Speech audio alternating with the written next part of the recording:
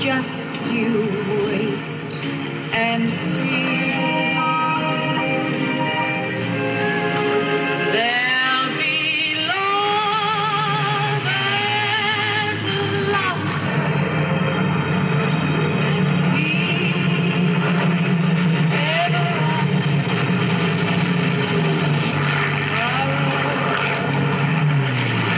when the world is full.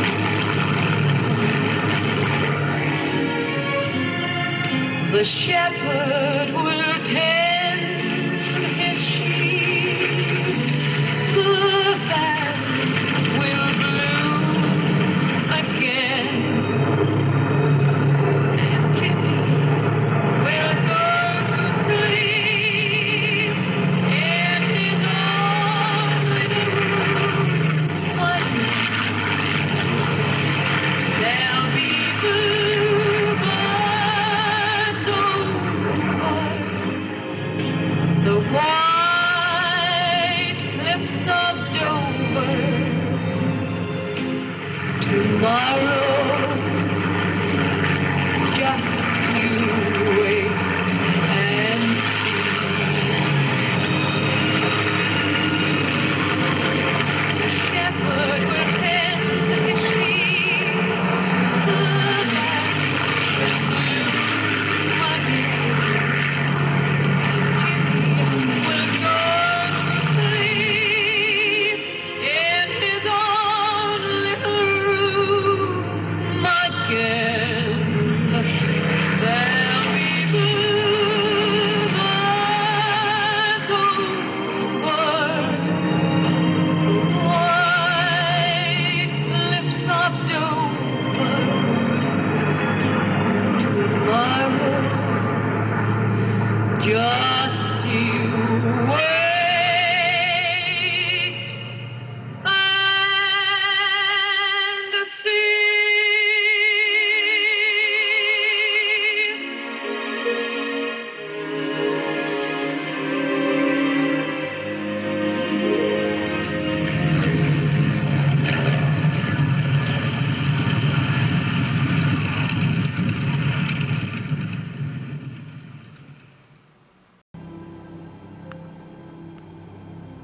Now that minute or two of video, I have played that 1,000 times. I finally figured out how to get it to play over and over again, that I can play it as a background when I'm not doing anything or I'm not on a phone. And boy, if you have a cup of Dravalia coffee and that video, you know you're going to be doing some quality modeling that day. That is some of the best video I've ever seen. Play it over and over again. Now I've got it put on a loop, and I can make a separate DVD for anybody that would want to play it in their radio or in their TV or whatever. And it makes a great background. Hey, I'm putting myself out of business here. Great background when you're going to be building. I'll bet Wallbridge has played it about 2,000 times already. Anyway, I wanted to start working on a wing today. I have my priority list that you've seen on the last video. And the first thing on this wing is going to be, I want to get an accurate weight of it, even though it's an inch smaller on each side, and we're going to have smaller tips. The total span of this model is going to be 60 inches. So we're going to allow maybe a few grams for that, the extra weight of that piece that we shortened. But I wanted to start with getting out my database and see where I stand relative to the wings that are on the other two planes. Now in this case, both the Testarossa and the Novanta started life a little bit lighter than this wing. This wing is a little heavier. But there's definitely some, some variance in these wings. Maybe an ounce or so, I'm not sure. And I'm not sure if this is the lightest one from the batch that we just finished. Maybe it's the heaviest one, it won't matter. I've got to get off about a ½ ounce of material to bring it to where we're starting, the starting point, where we started with these two models. Now the reason for that is I know this plane, when it was ready to fly on its first flight, it was a very low 60-ounce plane. It was probably 60 and a half, well under 61 or 62 ounces, even with a 90. Now, we're shooting for a little bit less weight, maybe in the high 50s. Ideally, 55 would be ideal. So we don't want to start off with a wing that really is a ½ ounce heavier. So I'm going to spend probably the better part of today seeing what I can remove to get some of that wing weight down. Now what makes it possible is having a database of all the models that we've built in the last maybe 10 years.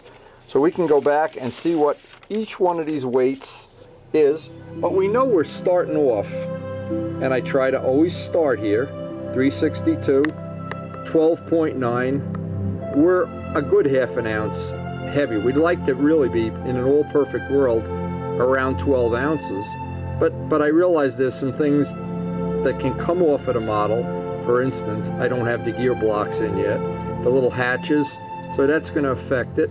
And I've cut the tips down to size, but I still have those pieces of wood in the tip.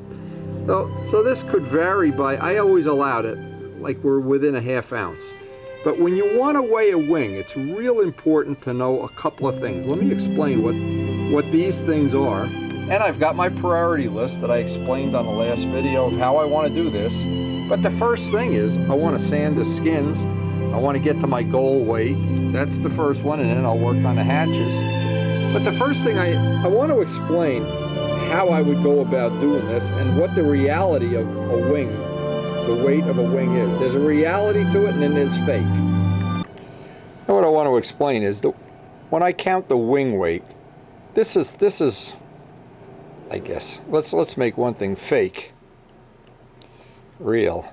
Here's fake, and I remember this when we used to make foam wings. Somebody call up, how much does your wing weigh? I'm building a foam wing. How much is a foam wing heavier than a D-tube wing? Oh, it's a little bit heavier. How much heavier? So you get a fake number, and here's what the fake number would be. One guy would weigh the foam, and he'd say, "Oh, my wing is a certain weight," and it didn't take into account he didn't sheet it yet. So you'd get a fake weight. Then you'd get somebody that had put the sheeting on, but they wouldn't glass the middle, and they'd give you that weight. Then somebody else would be giving you the weight. Oh, I have a rib wing, and I built this great rib wing, and it's 2 ounces, but it doesn't have a bell crank in it. Well, there's all of these scenarios, and all of this is fake. This doesn't mean anything. There's real weight. Now, if I'm weighing what I really want to know, I want to know the final weight of the final wing with the tips on it, the flaps, the bell crank, and the horn, and it's in silver. That's the real weight. In the case of a take-apart plane, it also is going to include the 2 little saddles and the former in the front, which add about 1 ounce. And this, you would think, this is the real weight, but it's not really totally the weight that we're concerned with. Because what I really want to know is when I'm done with this wing, if I put it up on 2 razor blades and balance it in the exact middle, and the outer tip is traditionally a little bit heavier, I put a gram scale under here, I let it pivot on this, and I get, let's say, a ½ ounce, which is typical. That's exactly what the Testarossa was. That my outer tip is a ½ ounce heavier. What I can do is, and let's say the wing is 16 ounces, it means the real weight of the wing, the amount that the outer tip is heavier comes off the total weight, because that normally gets counted as tip weight. So you've got a real weight to start with, and I want to know the real weight in silver. I'm not going to weigh this every step of the way, but I want to know that I'm not starting a race 10 blocks back. I want to do some sanding on those cores and try to get a ½ ounce off. If I can't, the world's not going to end. I'm just going to have to really then super hollow out the tips, because every step of the way I know where this wing is, where it was and where it is, and where it's going to be relative to those 2 models that already have the exact same wing with a little bit less span. So when I account for this, and I've done this of course on a Testarossa, I know the total weight that I'm shooting for, and I will account for this very carefully. Now, in my case, what I do is I have 2 little blocks of wood that have razor blades on them, and I just balance the wing. Put the gram scale under the outer tip. But what's important to know is the real weight. There's so many fake ways of weighing things. And I always have somebody, here's a typical example. They got a foam wing. They haven't glued it together yet. They don't have the hinges in. They don't have the flaps on. They don't have the belt crank in. And you get all of these crazy weights. All I want to know is the real weight. And I want to know when it's in silver. In my case, it's got to have a saddle on it. And I want to know how that relates to the other 2 planes I know that came out to be around 60 to 61 ounces. Now, as long as we're talking about weight, I want to carry this even one step further. And I want to mention something, because for the rest of the time that we're doing this build, I'm going to be mentioning weight and be referencing weight. But I have, again, I want to make a chart. There's a lot of pretend things you can do. You're building a model and you say, I got to make my plane a little bit lighter. So there's always a list of things that you want to try to do. And then I call them the fake things. Now, the fake things, the number one biggest problem that I've ever seen that results in an unacceptable model is to leave out the doublers or make them at a 64th plywood. Now, everybody who ever builds a stunt ship knows the doublers weigh a certain amount. I don't have one here that I can weigh, but I know you always pick up the doubler and go, oh my God, these things are a ton. Well, the biggest thing you can do, because from that point on, the motor almost guaranteed is not going to run the way it should, and you've sabotaged the whole build of the plane. Now, in the real world, there's ways you can lighten up a plane that have no adverse effect. And a simple example is going to be to have light wheels. If you go buy a bunch of wheels, like I have that bag in there that has, I don't know, 150 wheels, worn out wheels, you notice a wheel can be as heavy as 1.25 ounces and as light as 6 grams. The same size wheel. Well, so we want to identify what are ways of lightening up the plane that are realistic, ways that are fake. Real and fake. In every step of the way, a real way to lighten up the plane, another example, as long as we're talking about wings, when all the years of using foam wings, and I'm not going to mention any names because they'll be mad at me. I had arguments with people that Big Jim used to suggest doing ellipses, and people build a beautiful foam wing and say, oh, that ellipse, that adds 4 or 5 grams, no good, don't need to add that. Within a short amount of time, the wing would fold. And so this became one of the things I thought, that's a fake way to save weight. Another fake way is to use rubber controls.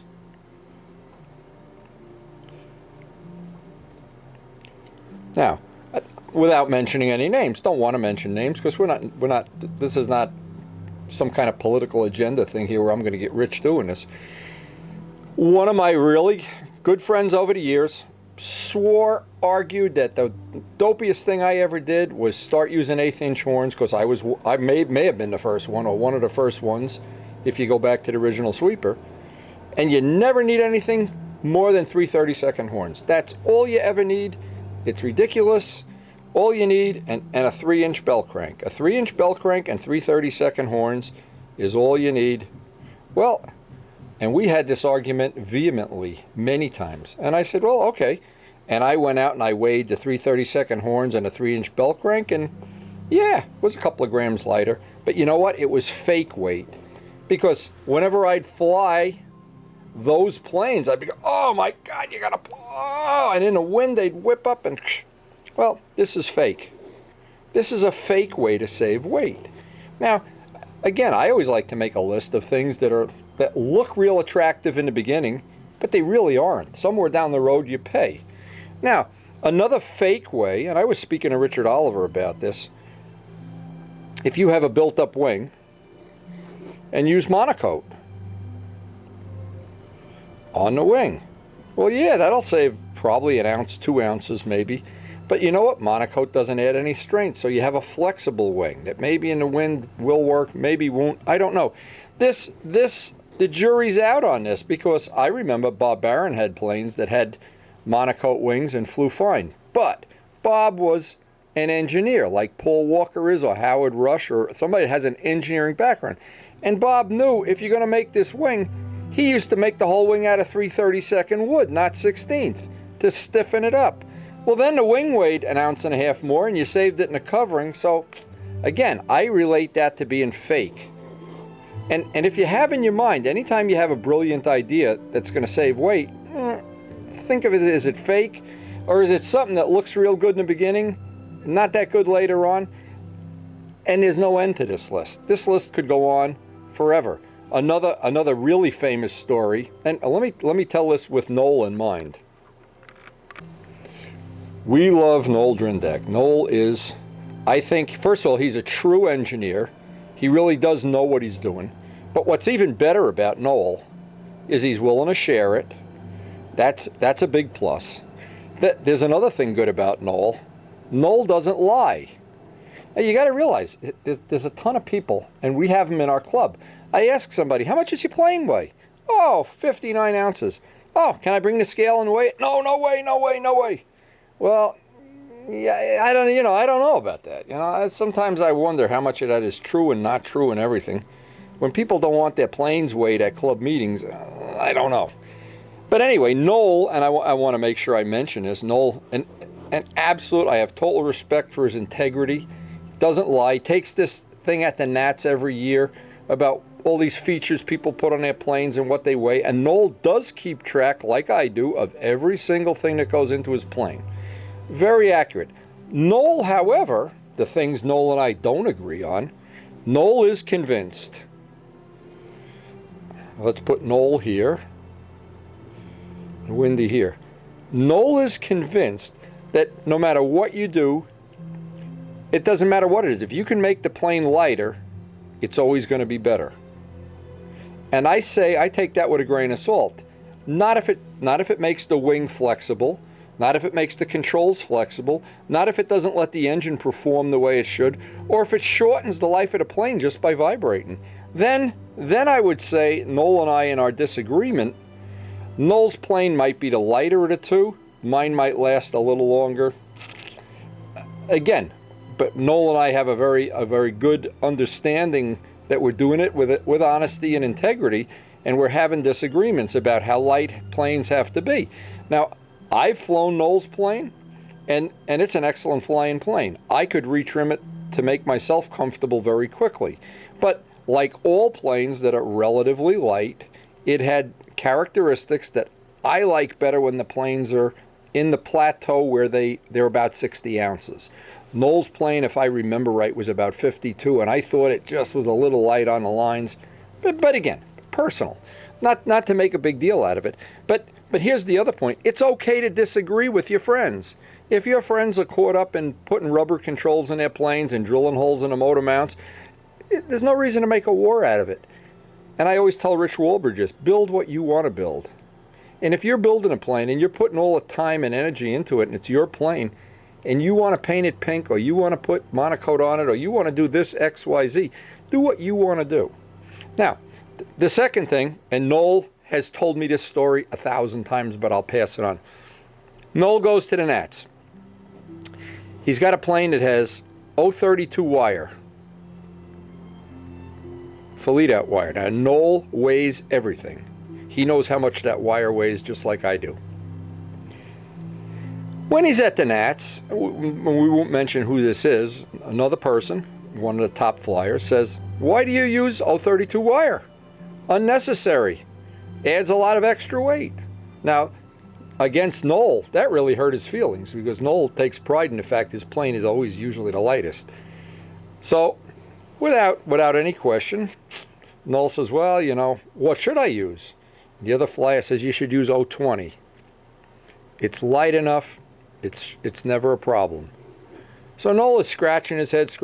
He comes over by me, and we're at the Nats, and he says, what a team trials or wherever we were. And he says, "What do you think, Windy? Should I be using 020? And I said, "No way, Jose. 032 wire if you're going to use solid lead-out wire. The next day I found out the person who recommended he use 020 had a lead-out break and lost the plane, which now it's not funny. But if you don't pass this kind of information on, then what good is all of the effort you put into helping people? So here's what I get out of this is I'm not going to skimp and save on having the world's lightest lead-outs. I want 032 wire, or in the case of braided wire, I want some real heavy-duty stuff. I don't want to fool around. And here's the do's and don'ts that I call them the no skimps. And when Big Jim was alive, we would agree on this, is these are the don'ts. The things you never want to skimp on when you build a plane. Plywood doublers.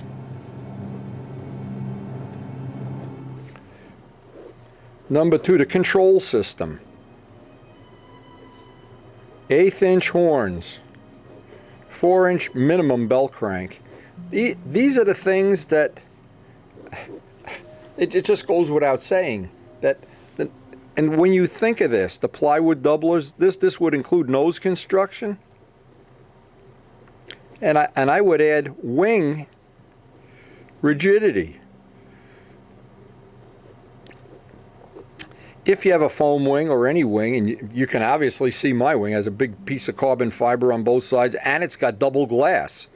So I mean, we're not skimping on that.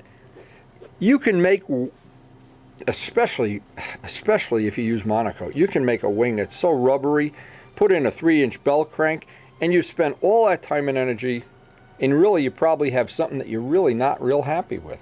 Now, these, I would say, more than anything else, when you build a model, these are the 3 things that it's tempting to try to make them real ultra light. It's tempting to try to leave out parts in the middle of the wing, or spars, or fiberglass, or whatever. It's tempting to look at those doublers and want to drill holes in them and maybe do something else that makes the nose construction weak. Always tempting to do that. But in my case, I'm suggesting these are the don'ts that you don't. Those are the things you pay the price on. The things you do that are perfectly okay to save weight on. The biggest weight saving in a whole plane, it's the biggest single thing, is the paint. Now, what most people do is they, even if they watch windy videos, they put on this amount of coats of paint, let's say whatever it is, and they sand off 1 or 2. Well, if you look at how I do it, I put on the same amount of paint, but I'll sand it off, put it on, sand it off, put it on, sand it off. So in the end, there's just less paint. And we try to in the end of this, get the paint. The total paint on the Novanta was 6.9. On the Testarossa, it was 7.0. Well, we're going to shoot for, on this plane, we're going to shoot for somewhere in this range, all the paint. And I'll weigh it every step of the way. Now, there's a lot of ways you can cheat this. You can, and when people do this, it really hurts. You can build this beautiful, again, I won't mention any names. Somebody had a 24-ounce airframe and started painting it. And I said, 24 ounces, mine are usually about 31. Boy, you're going to have a really light plane there. Well, what they did, they went and painted the plane white. Then put pearl white all over it. 3 coats of pearl white, and then wound up putting Imron, automotive aircraft Imron, on it. It came out to be an 80-ounce plane. In fact, John DeTavio wound up buying it, and I think crashing it. But it went from being 24 ounces to 80 in paint. Not in wood, not in motor, not in hardware.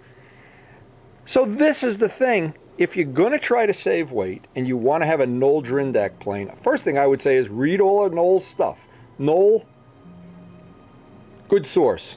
My videos, of course, a good source. Other people that don't lie, a good source. And then make a realistic plan of where you're going to lose that weight. But the biggest thing is, don't just go off and drill a hole in a bell crank, leave out the doublers, and don't glass the middle of the wing. Then put 1,000 hours into finishing it and turn it into an 80-ounce plane that you're going to have the worst of all possible worlds on. So all of these tips, as I start sanding out this wing, and I want to explain why I'm going to be sanding out this wing. Now, I've made several composite wings before Dave had the aluminum mold, but since he's had the aluminum mold, the wings are exceptional. They're accurate. They are in every way, and Dave gets the credit for most of that technology. But here's what happens when you make a composite part. Here's the aluminum mold, and you lay in a layer of fiberglass, then a piece of balsa wood, then another piece of fiberglass, and then in the center, carbon fiber. So you have this sandwich. But if you were to take a cross section out of this, even though you vacuum bagged it, you stick this in a bag and squeeze out all the extra resin.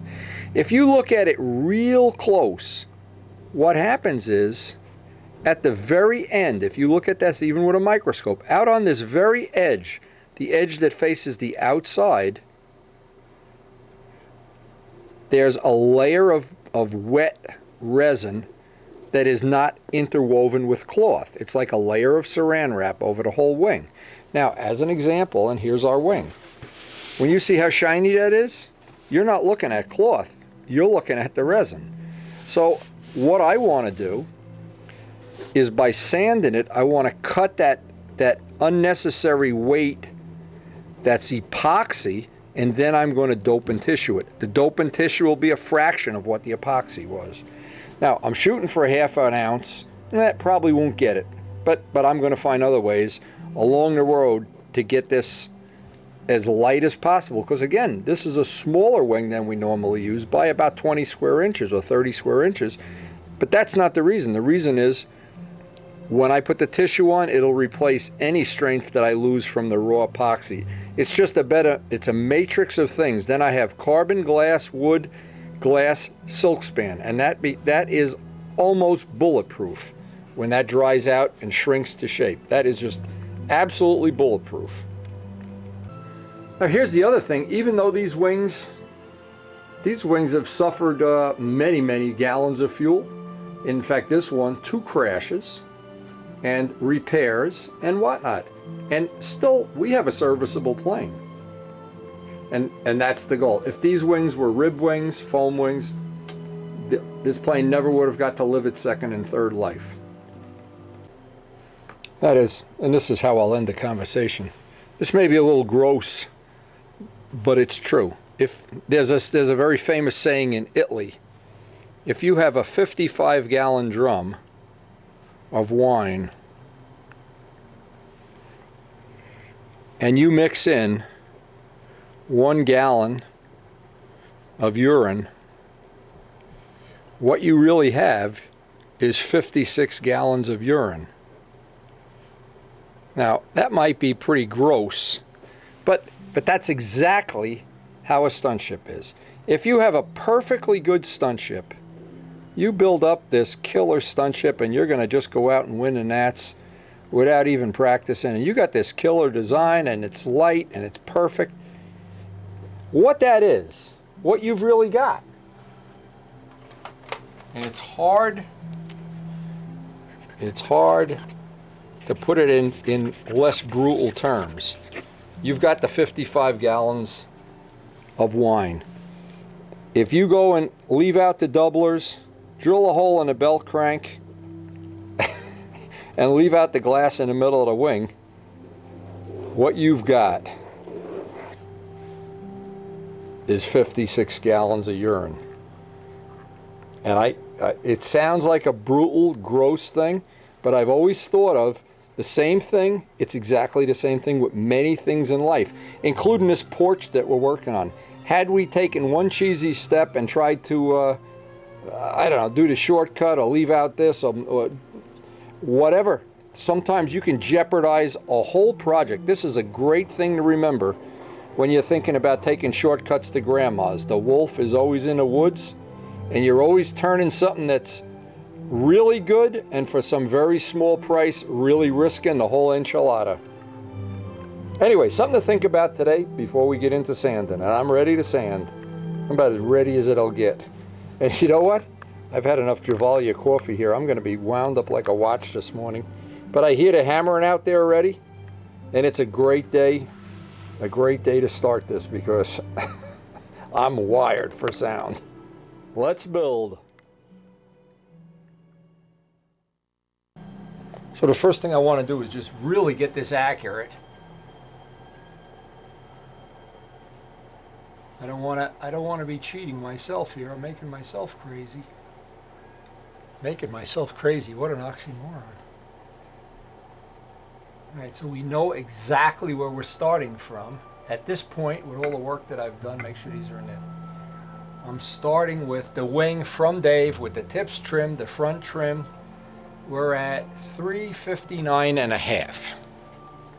Now you got to remember, whenever you weigh a composite wing too, you're weighing all of the finish is already on it, all of that stuff that none of the dope soaks into the wood. So there's a couple ounces of maybe an ounce saving there too. Now what I'm going to do, I got Bernie Trent sandpaper. I'll put a new piece on the block. I can do either most or all of it with a block, or in some cases a soft block. 220, and I want to go down.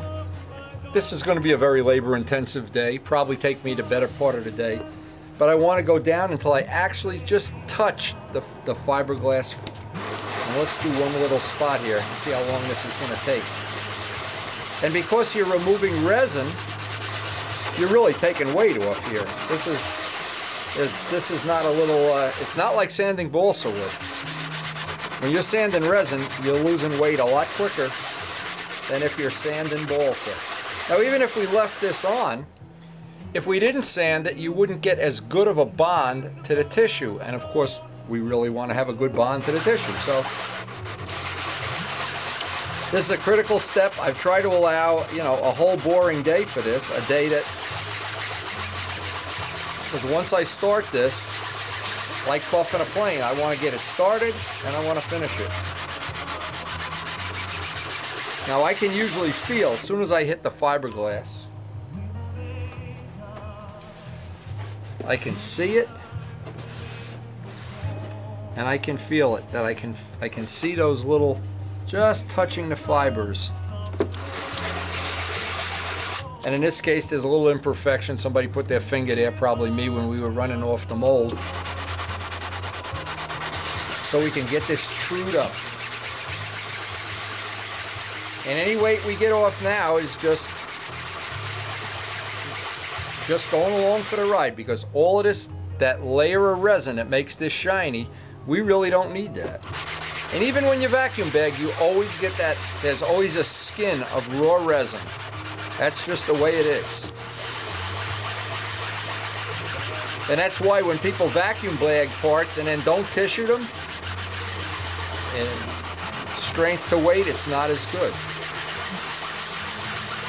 Now I'm just going to do one little spot. I'll do the rest off camera because this can really take time. This can take hours. But you can see how quick it comes off.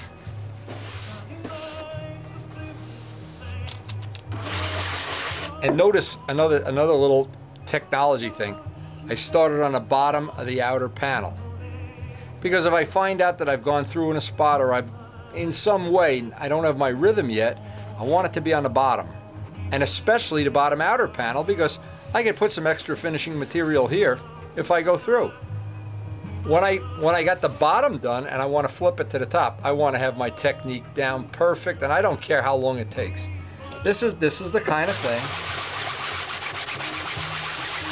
Yeah, we might be able to save a half an ounce by shortchanging this step, but it'll never be the same model. And if we do that shortchanging 3, 4, 5 times, the plane gets too heavy. As it gets too heavy, it winds up also getting tail heavy. And then the ultimate thing, it's like not only, it's like the ultimate thing. You get fatter and fatter and fatter. That's bad enough, but then you get ugly too. And I should know first. Just ask Karen.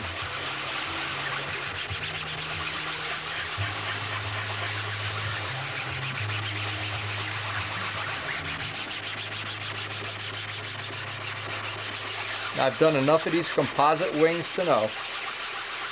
Yeah, there's things you can cheat along the way, but this one, this 3, 4, 5 hours, hour, whatever it's going to take me to do this, this is a good investment.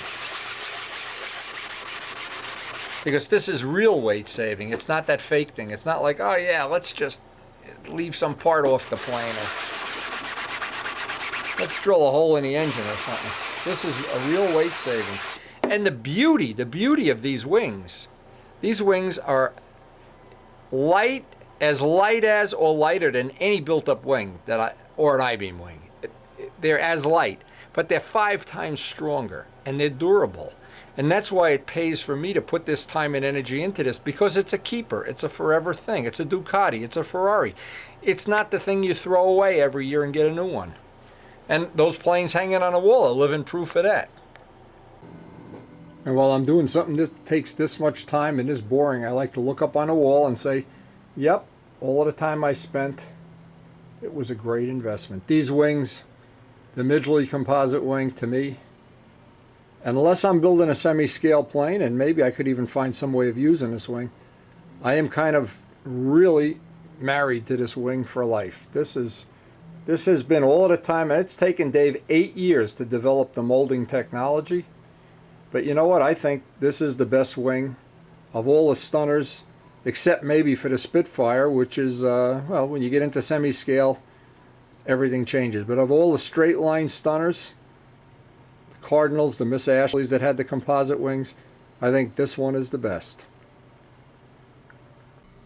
And boy, they certainly have proven themselves over the years to be good quality, solid, predictable, repairable, and just as light as anything you can put your finger through. And talk about long life, Elliott out in California still has the original Miss Ashley with the original carbon fiber wing. Now right in the middle of sanding out my wing, hours and hours of boring things, look what I have. You've outdone yourself, baby. Look at this. No, this doesn't even have the fondant yet. You need me to do the fondant? You need me to help you, or? Not yet. Look at this. I'm telling you, she's a craftsman. If only we could convince her to sand Wendy's wing instead of baking cakes. That's good enough to put the fondant on, or should I do it? Yeah. Sand Wendy's wings. Wendy, fill the feeder. Forget the wings. Forget the fondant. I have to tell you. A girl and her I cakes. see why they have the turntable. Yeah, when you bought the turntable, I told you that was going to be a handy thing. I've been using that to make my composite wings, too, and get epoxy all over it. I don't think so. Okay, do you think this is good enough to get fondant on now? Yeah, you could put the fondant Well, on. no, it it has to sit, it has to crust for an hour. An hour? Okay, well, I'll go back and sand some more. But you think I did a good enough job? It's Yeah. okay? It's only the beginning. It has to be covered. But you don't understand. Now that I'm a cake decorator, do I get a degree at the end of this course? And who did the baking? Do I get who a... did the baking? Me. Yeah, right. Do I... Did you build that composite wing? I did. It sounds like they're putting up the gingerbread. He came by and took some You took some gingerbread? He took some gingerbread. I can't wait to go out there later. Let him work, though. I don't want to interrupt him. I got sanding to do. I got a long day of sanding ahead of me here, baby. Okay. You think building model planes is messy. This look at what she does to this.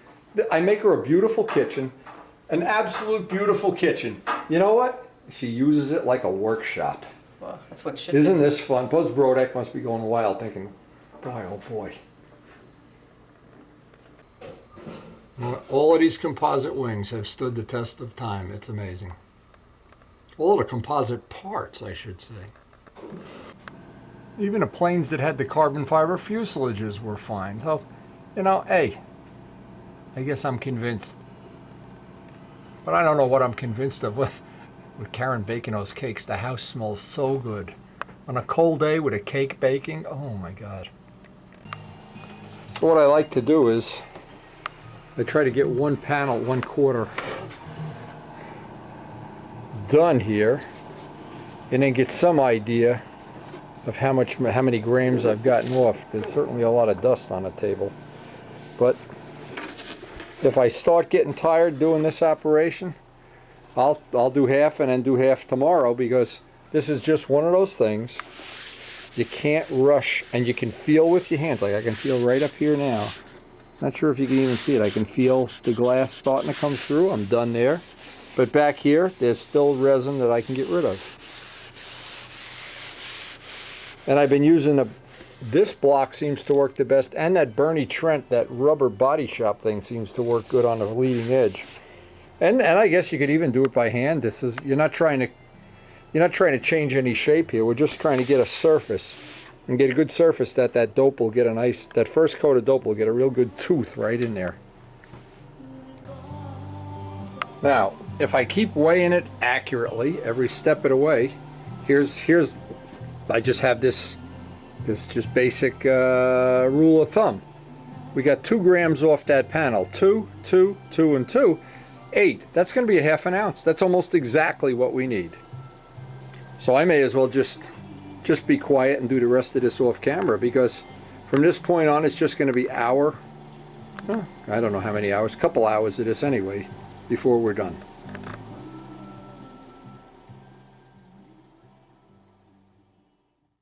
And this is Bernie Trent's block he gave us. This has been relatively handy too. Has a nice big footprint as I'm sneaking up on having the whole bottom done. But I've been taking my time, and you can just, that West System resin just powders right off.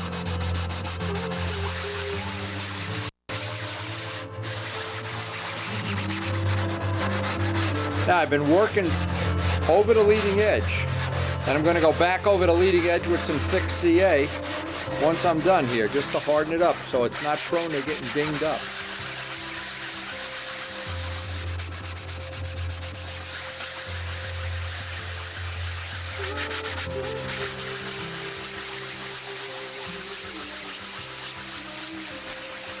And here's the test. All that is weight that's just going along for the ride. You're just taking all these little illegal alien things with you, and they're, believe me, they're all over my shirt. In fact, all over the table. I've been vacuuming up. They still get everywhere. No, we got one side done. Believe it or not, that's a miracle. Now, I always believe in if you're going to do quality work, you can't turn it into a slave labor thing. This side still has to be done. I got a lot of other things to do in the meantime, but boy, it's a good feeling. It's a wonderful feeling to know that that's half done right now. Boy, that makes my next cup of Javalia taste even better. And you can see how nice and smooth that just imparts a beautiful surface to it. It's just powder. It's just powder everywhere here. And all that, you don't think it weighs much. I wonder if you put that all into a little plastic cup or something, you'd be surprised how much it weighs. Because anything made out of resin weighs. It's not like Brodak dope, and it's not like balsa wood. It's heavy stuff.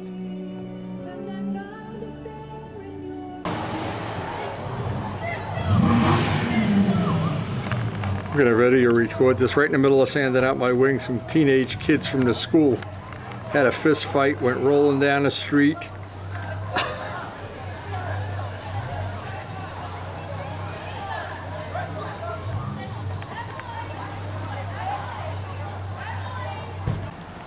So in the middle of having a fist fight after school, the first of the gingerbread is going up.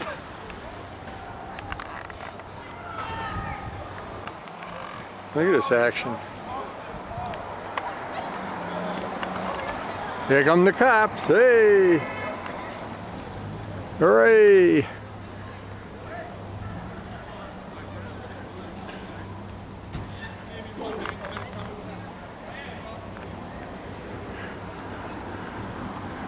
Nice quiet neighborhood. What's going on here, do you know? Fights. Who? Kids? Oh, kid, yeah.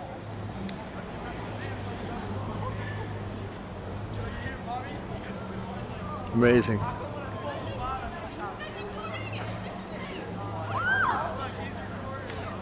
It's all on video. You guys want a copy? Who wants a copy? How about those girls? You want to see your boyfriend take a pounding? YouTube. Let's put it on YouTube. Yeah. Hey, which one of you kids wants an ass whipping? Who's the Who is? I got it all on video. Who's the star in this video? I'll put it on YouTube. Who got an ass whipping over there? Come on, fess up. I'm a detective, let me know. I was hoping it'd be girls fighting. That's what.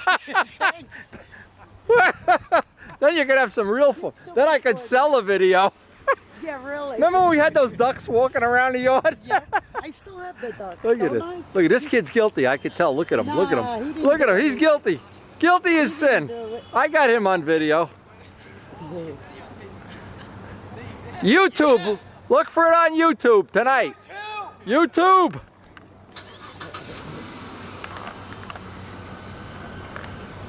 Uh-oh, one kid's going in the car. Uh-oh. Uh-oh, he must be, this kid's got to be the guilty one. I was hoping to be two girls and they'd pull their hair out and everything. I'd have some real collector item video here. Send it wherever you send them all. You know what the difference is? When I was a kid, you got the shit beat out of you. You didn't tell anybody. No. It was usually at night behind some Stewart's root beer or something. Where are you from? They got Marcus somebody. originally? No, Little Ferry. Little Ferry's still a tough town, baby. Yeah. Look at these kids. Oh my God. Well, that made my day complete. Yeah. Now I can go back to work. What were you doing? That's what it is. Oh yes, hormones. Look at that porch. Now you gotta put the fight in the video. Yes, of course. The fight's in the video. It's already in there. I got to go back to work. Somebody's got to sand the rest of that wing out. Well, we got a big storm brewing and coming in tonight. I want to go finish sanding that wing out. Ooh, man. Just like the old days in Little Ferry. Now we're back out on the front of the wing. Look at this stuff just powdering off. Is that wonderful? Ooh, man.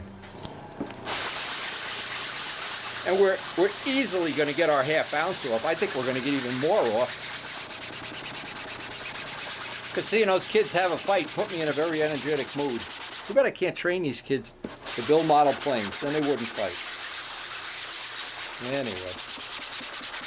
If you only knew when I was a kid how many fights I was involved in, and I bet I lost every one of them. I never knew what it was like to win a fight. I thought that's the only thing happened. You just got beat up and they left you at the curb. Anyway, enough of my childhood. Let's get sanding. Bernie's block is working great, by the way. But the last step, look at that powder come off. The last step is always, I'll go over the whole thing by hand. The hard block, soft block, and then by hand. Boy, it's powdering off. I'm thinking maybe I might get 3/4 of an ounce off of this if I stick with it. And the other side's already done. We're working on a third panel right now. Now here's just one tip. You don't ever want to really sand. See, this comes to a mountaintop. So what happens if I take the block and I sand right across it, I'm going to break the mountaintop and make this the weakest part of the wing. So what I do, I sand right up to it, leave about the middle inch, and then just kiss the middle so that the paint sticks. But I don't want to sand that middle piece. I want to sand up to it, maybe within an inch, because that'll be the stressorizer. And if I sand that mountaintop flat, it'll tend to crack right on that line. Now I always like to finish up after I'm done with a panel, sand the whole panel by hand, and that just finalizes the sand out.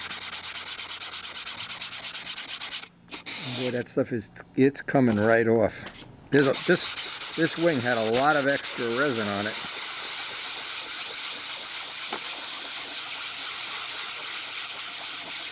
I'm not sure if that was intentional or... See, what I think this wing, I don't think this piece of carbon fiber needed to be this big. This could have been that big, but yeah, anyway, whatever it is, I'm not going to be overly critical about it.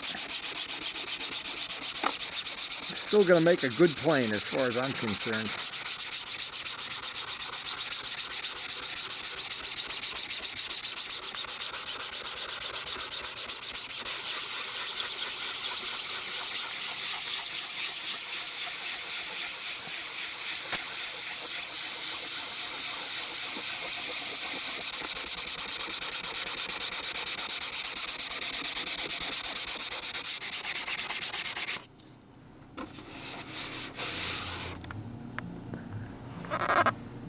One more panel to go. Well, this was a long day of sanding and the dust is everywhere. I got a big vacuum job to do tonight, but one day of sanding and we have 0.7 grams of epoxy off of that wing.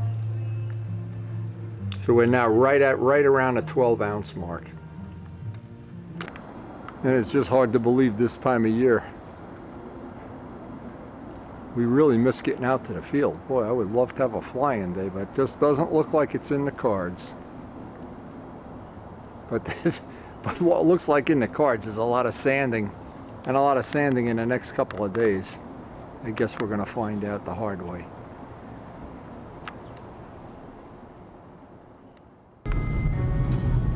Well, it's pretty cold out, but at least the sun is out and it looked like the wind is under control here. And I wanted to get an hour or two of exercise down the field. This time of year I just get cabin fever from not being out by the field. And it looks like it might not be too bad. This is the thing, this time of year you never can tell. The only downside here, it's about 45 degrees and it's cold.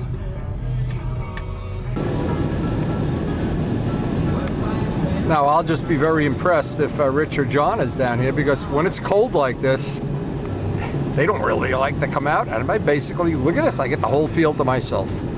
I have my own private fly-in field. Look at, even the birds aren't on my fly-in field today. How cool is this? A little bit of water, we could deal with that.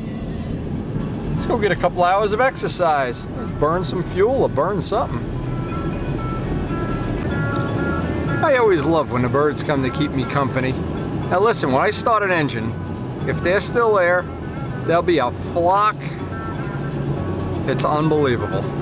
Oh, look, not a one out on the field. So it must be my lucky day.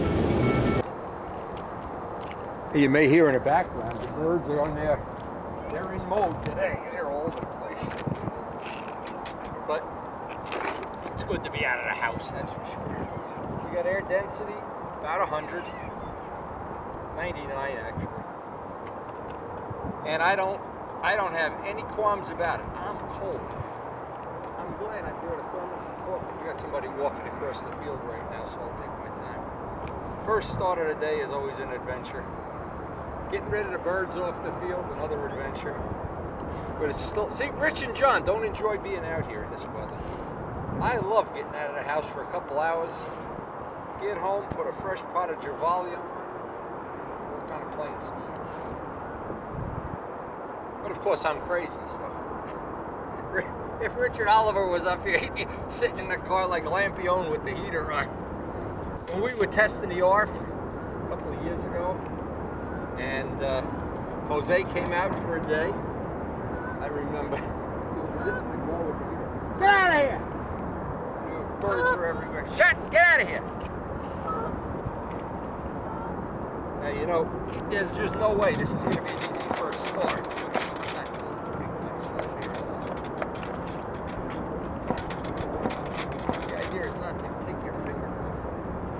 All right, our jogger is now at least halfway off the field. Oh! Karen said, "You're crazy going out there today. It's so cold." She's right. She's absolutely right, as she always is. Now, bird issues, as you see clear. Pedestrian issues. First start issues. Don't you bite me. I'm kidding. Could be going to Houston.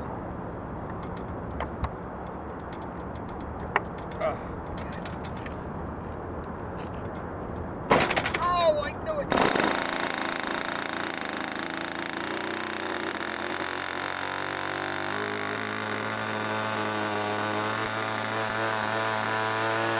Now, after a flight,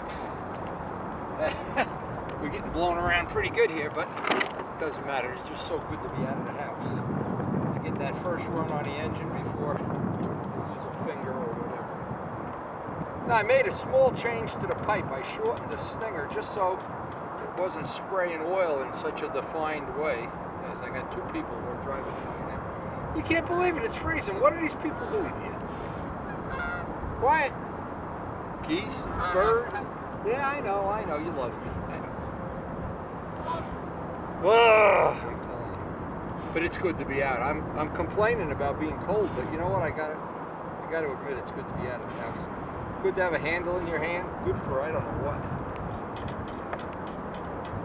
And believe me, there are times when I've been, especially that one team trials where Richard Oliver had this thing on, and the conditions weren't a lot different than today. And at least, what it is at least when that happens, and the plane is going around a level flight and rocking and moving, you don't get intimidated because you know, nothing bad's going to happen. Hopefully. All right, get a couple of flights and get back and get some coffee.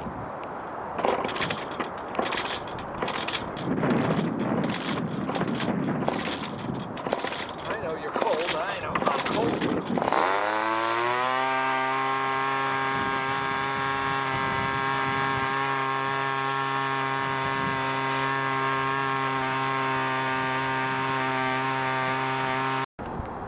Boy, these really are some brutal conditions here. And the wind is really blowing. Hey, you know what I love is when it's flying around level flight and you see it doing this and that and doing this. And there's so many people that when they, even at local contests I've seen it where people take off in these conditions and they get intimidated. They just they're not used to it. So I'm not sure what we're gaining here, if anything, but doesn't really matter. We're getting the exercise, we're burning fuel, wearing out motors, freezing, probably get a case of pneumonia. But it's good to be people that don't live in a cold weather climate don't know how good it is to get in and out of the cold. Believe me, it's good. When you're out of the cold, it's like being in heaven. Oh, unbelievable. Okay, I'm not sure how long we're going to stay, but we're bouncing around pretty good up there.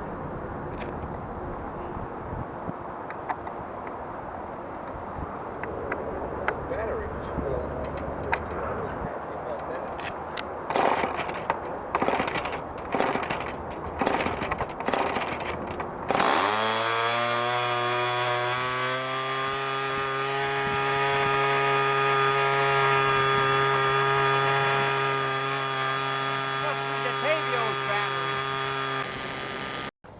Now I'm back from a brutally cold day of flying, and it was cold. Oh, they got all the gingerbread up. Every bit, Care. Yes, I know. All the gingerbread is up. Oh my God. Looks like they started cleaning up too. They said they gotta have the crew come by Oh my God. and do the cleanup. Let's see. What does it look like, baby? I'm gonna walk out here and get whacked.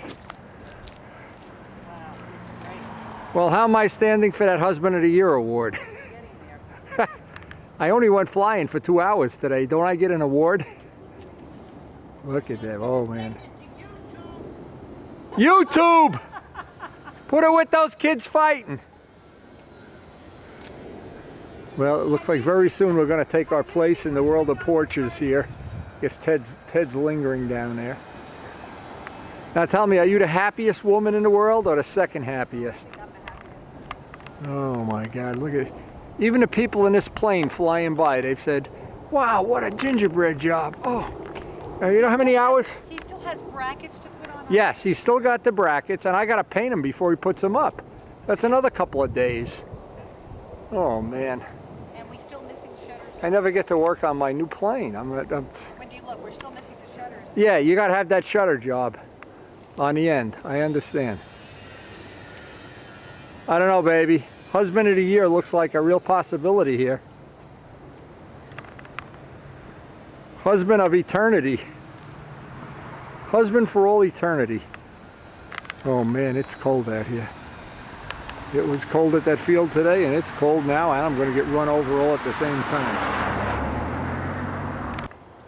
Boy, as the winter sunset sets, what a great day. We got some flights, we got some gingerbread.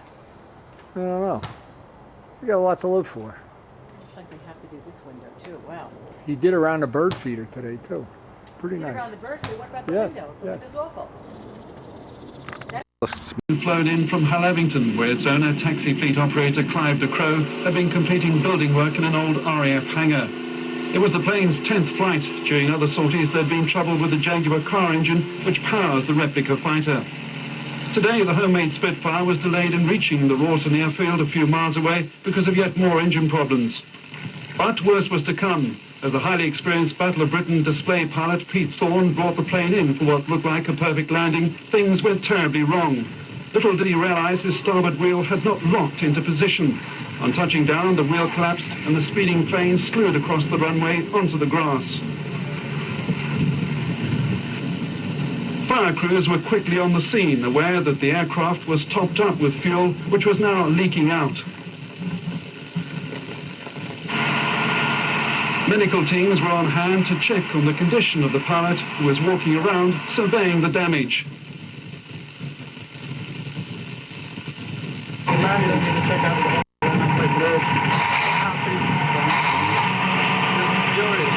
Obviously, the undercarriage gave way. Yeah. He then took a decision to come onto the grass. The undercarriage had been damaged together with the propeller. The owner, who'd been following in another plane, was upset and refused to talk about the incident, which had soured his first effort to display the Spitfire. It's since been jacked up and moved into a hangar. It's missing Ooh. flowers. It's missing flowers for the top. Well, I'm done making a mess, but I guess you're not. Oh, that looks nice. What goes on there now? More flowers? Flowers, beautiful flowers all over the top. All right. They're going to be marbleized. It'll be the coral and white. Coral and white. When are you going to put the flowers on? When we have the next class? No, tomorrow. When? Tomorrow. Okay, boy, it's been a long cake baking day, baby. That looks pretty good. Not today, sadly. We have no birds. They're replacing the aluminum around the windows, and there he is. He's so happy to be the latest birds of Windy Videos. He's doing a great job. A great job. So we have to have our breakfast without, we call this a breakfast without birds, a life without birds. And once that Javali is all brewed up, we're ready to start a day. Now we got a package today. Before we even start the day's work, we got a package from Bernie Trent. And he has graciously donated a chickie hat to our project. Baltimore Orioles. Bernie, you have outdone yourself here. This is the best of the hats. That really is chickie. That really is pretty cool. Anyway, that's from Bernie Trent, and he sent some other cool stuff. Now, remember, Bernie is in kind of the paint spray booth business. So check this out, what he sent. Now, he's supplied us with all the sandpaper for many years now. I mean, look at all these different things. See, I wasn't aware they made this many thousand products. But boy, they sure have. I'm going to have to look this over and see if there's anything we can use. Of course, we'll get it right from Bernie. As anybody else can, you can just call Bernie up and order some of this stuff. He's apparently a dealer for all of it or something. This polishing system. Looks like there's a lot of cool stuff here. Anyway, I'm going to have to look at this close. Actually, I could try this. Even on a plane like the Novanta that's years old, it never hurts to have some polishing stuff. And of course, the thing here is the automotive industry has gotten a million new products. And some of these products are unbelievable. There's another thing. Jim Damarel is trying water-based paint that looks real promising. So we're hoping Bernie's going to keep us in the loop here. Now this is something I'd be interested in. The roller brush. I guess it's for doing pinstriping. Walt Prey kind of pinstriping. Anyway, this will give me a lot of interesting... well, there's a DVD available too. And I am never opposed to buying these DVDs. I always learn something. Striping paint It looks kind of like an airbrush.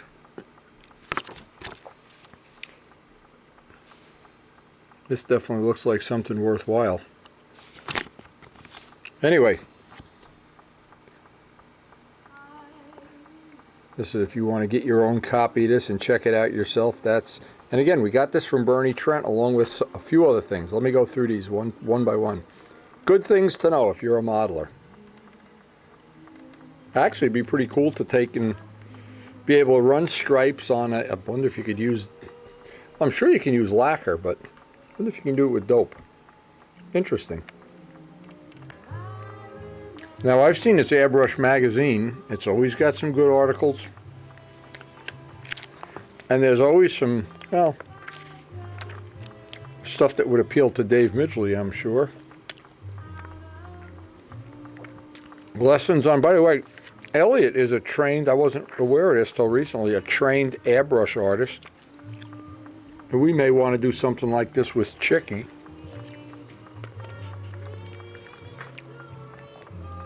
But every time I have something to read, you know, basically the problem is there's not that much on TV. Well, there's really nothing. Speed Channel. But there's always something interesting to read. And this is something, just as an example, I dropped my airbrush already and bent the needle. I'm going to read that, figure out how they did that. And it's some ideas, you know. I mean, some of this stuff is off the wall here. You know, now it would, see, this kind of stuff where you have a perfectly good Corvette and you're painting a spider on the back of it or something. I'm not sure I would go for that. But again, this is all in the eye of the beholder, that's for sure. Or these guys with the flames, that makes me crazy, that everything's got to have flames on it. Anyway, and then there's another one. And these were nice. This one has a surfboard article in it. But again, you can't limit yourself to only one or two little things. The trick in life is to be open to a lot of good ideas. Here's some stuff. Look at this. Guy looks like a skeleton riding a bike. That wouldn't appeal to me. Hey, I want a Ducati, not a skeleton. And some of this stuff, nah, I don't know. I don't know that I'd be doing this to Karen's car, but it never hurts to look at, and it never hurts to have some ideas, because every once in a while you find something you really can use. And the day you find that, then, and we're going to be going to the motorcycle show in Javits, and they usually have some cool stuff. There's some custom paint work. Anyway, Bernie Trent, we really appreciate sharing this stuff, and there's no substitute for just having everything in your arsenal of ideas.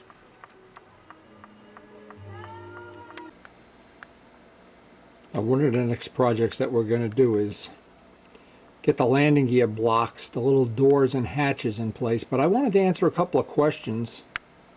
These questions are pretty redundant. I wanted to make sure they're all on this video. And it doesn't matter if you put the landing gear in a fuselage or in a wing. If they're not in there solid, you've made yourself a world of headaches. Now, one thing's for sure.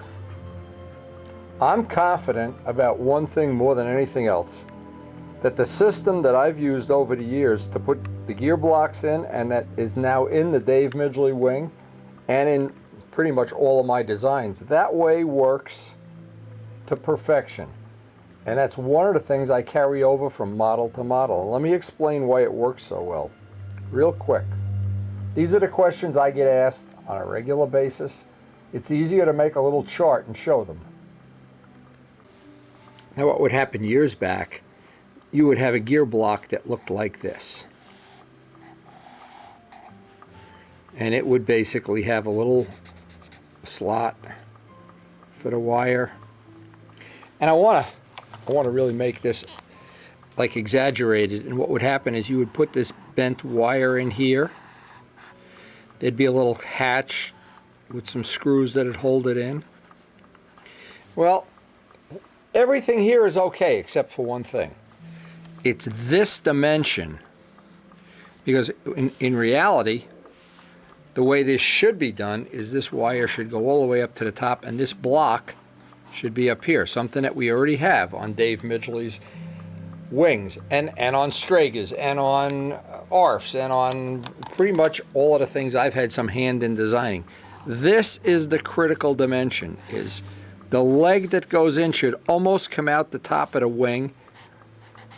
Now, there's a ratio, and you can see from, well, times we've flown these planes, crashed them, whatever, that this leg typically is about 5 inches long. This one usually will be about 2.25. Well, it's a 2-to-1 ratio. So what happens is you're grabbing something here twice. Whatever the force you put here, it's going to be multiplied by more than 2 up here. So we spend a lot of time getting this block really solid in the wing, getting the 2 ribs that carry over in this. And what I wanted to do is because the next thing is going to be to do the hatches.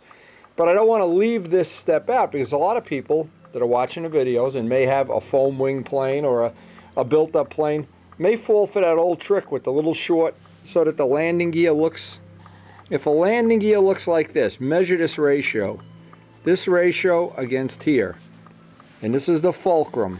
Don't have to be a Boeing engineer to figure this out. That's why years ago you had just one after another gear failures. Nowadays, and I'm hoping a lot of other people have copied my idea, this is one of the things that makes modern planes with the gear mounted in the wing a practical thing that's very, very bulletproof. But what about the planes with either aluminum or carbon fiber gear in the fuselage? So if you have a ship, and to make a real quick sketch, doesn't matter what ship it is, you decide you want to put fuselage gear in it, and you want them to be bulletproof. The typical location for mounting the front of the gear, if you're going to fly on grass, is to drop the front of the gear parallel to the leading edge. And that's usually gets you in a ballpark. You'd like to be a little further forward if the grass is tall and rough, and you could reverse the gear, which is what Howard Rush does among other people, so that when you put the gear back, it's a little further back for landing on tar. But that's a good starting point, is just to line up the gear so that you look right down the leading edge and you see the front of the gear, either aluminum or carbon fiber. But it doesn't answer the real question: how do you make that strong enough? Well, here's what a lot of people do. A lot of people mount a piece of 1/8-inch plywood the thickness of the landing gear, and it breaks every time, or almost every time. The answer is to go 2 inches further forward with the plywood. So you're at the length of the gear plus 2 inches for that plywood. Now, I remember Rich Walbridge, when he built his Cardinal, he had gotten a Howard Rush gear and some crazy things and cut them in half for the tune pipe and everything. Well, you know what? There's a lot of ways around every problem in life. But this, if you can't do it with plywood, if you're making a pipe tunnel, run 2 pieces of motor mount up there, or 2 pieces of half motor mount. But the idea is to get, when you have the landing gear, is to get the plywood piece to be at least 2 inches in front of it. And that guarantees that you're going to have a pretty reliable, even on rough grass, a reliable system. Now, there's another little, love making these drawings, another little thing that may be worth mentioning here. When you make wing gear, and in our case we have the block relatively far back, we have to figure out where the CG is going to be on a model, and of course, because I have 2 other planes built with this wing, I should get this pretty close. And I want this, where the wheel is going to attach or hit the ground, I want this to be forward roughly 15 degrees. The point where the wheel actually touches down from the CG. Now, that's for grass. For pavement, we can get that further back. Just remember, for grass, the gear goes forward. Let's just make it this way. Tar, the gear go back. But that 15-degree angle, if you're drawing up a set of plans, like Rich Walbridge is drawing plans for his new plane, I'd put the initial place where the wheel is somewhere between 15 and 10 degrees, and not at 0. At 0, as soon as the wind blows, it'll almost always do this. You'll be, the guy will let the plane go and go brrr and break the prop.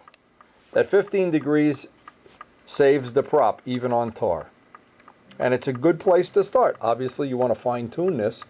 And you can always do, the thing we do is if we're going to make wheel pants, we try to make them, not always, try to make them after we've flown the plane, so that we can get the wires and get it to take off and land, everything lined up just right, and then go home and make the wheel pants. That's really the best way to do it.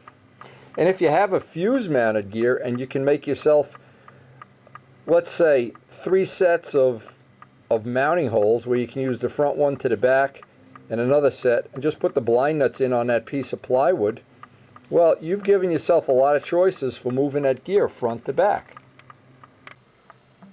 Now, I really doubt that there may be a few people that have built more physical models than I have in 52 years.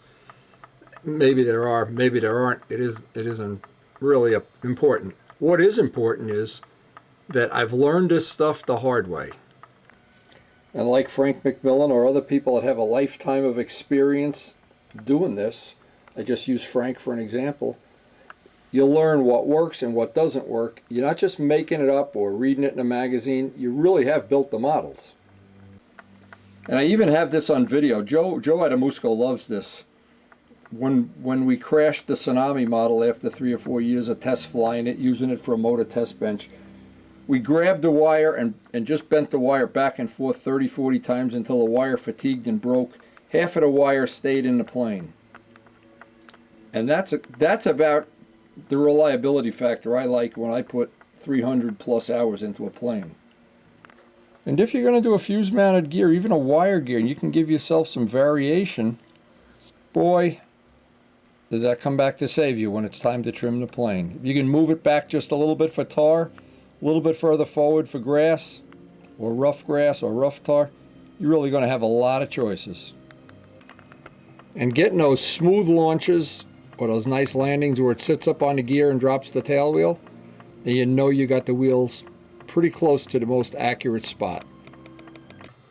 Now, even these older models from the 80s, they always had a way that you could move the gear a little bit further forward, sometime extra blind nuts, or sometime you could just make up aluminum gear that had a little bit of a sweep in them. But if you can do it when you build a plane, instead of trying to retrofit this stuff later, boy, does it save you. And one of the exceptions to that is when you're doing a semi-scale plane or a scale plane, you've got some limitation on where that gear can be, how long it can be.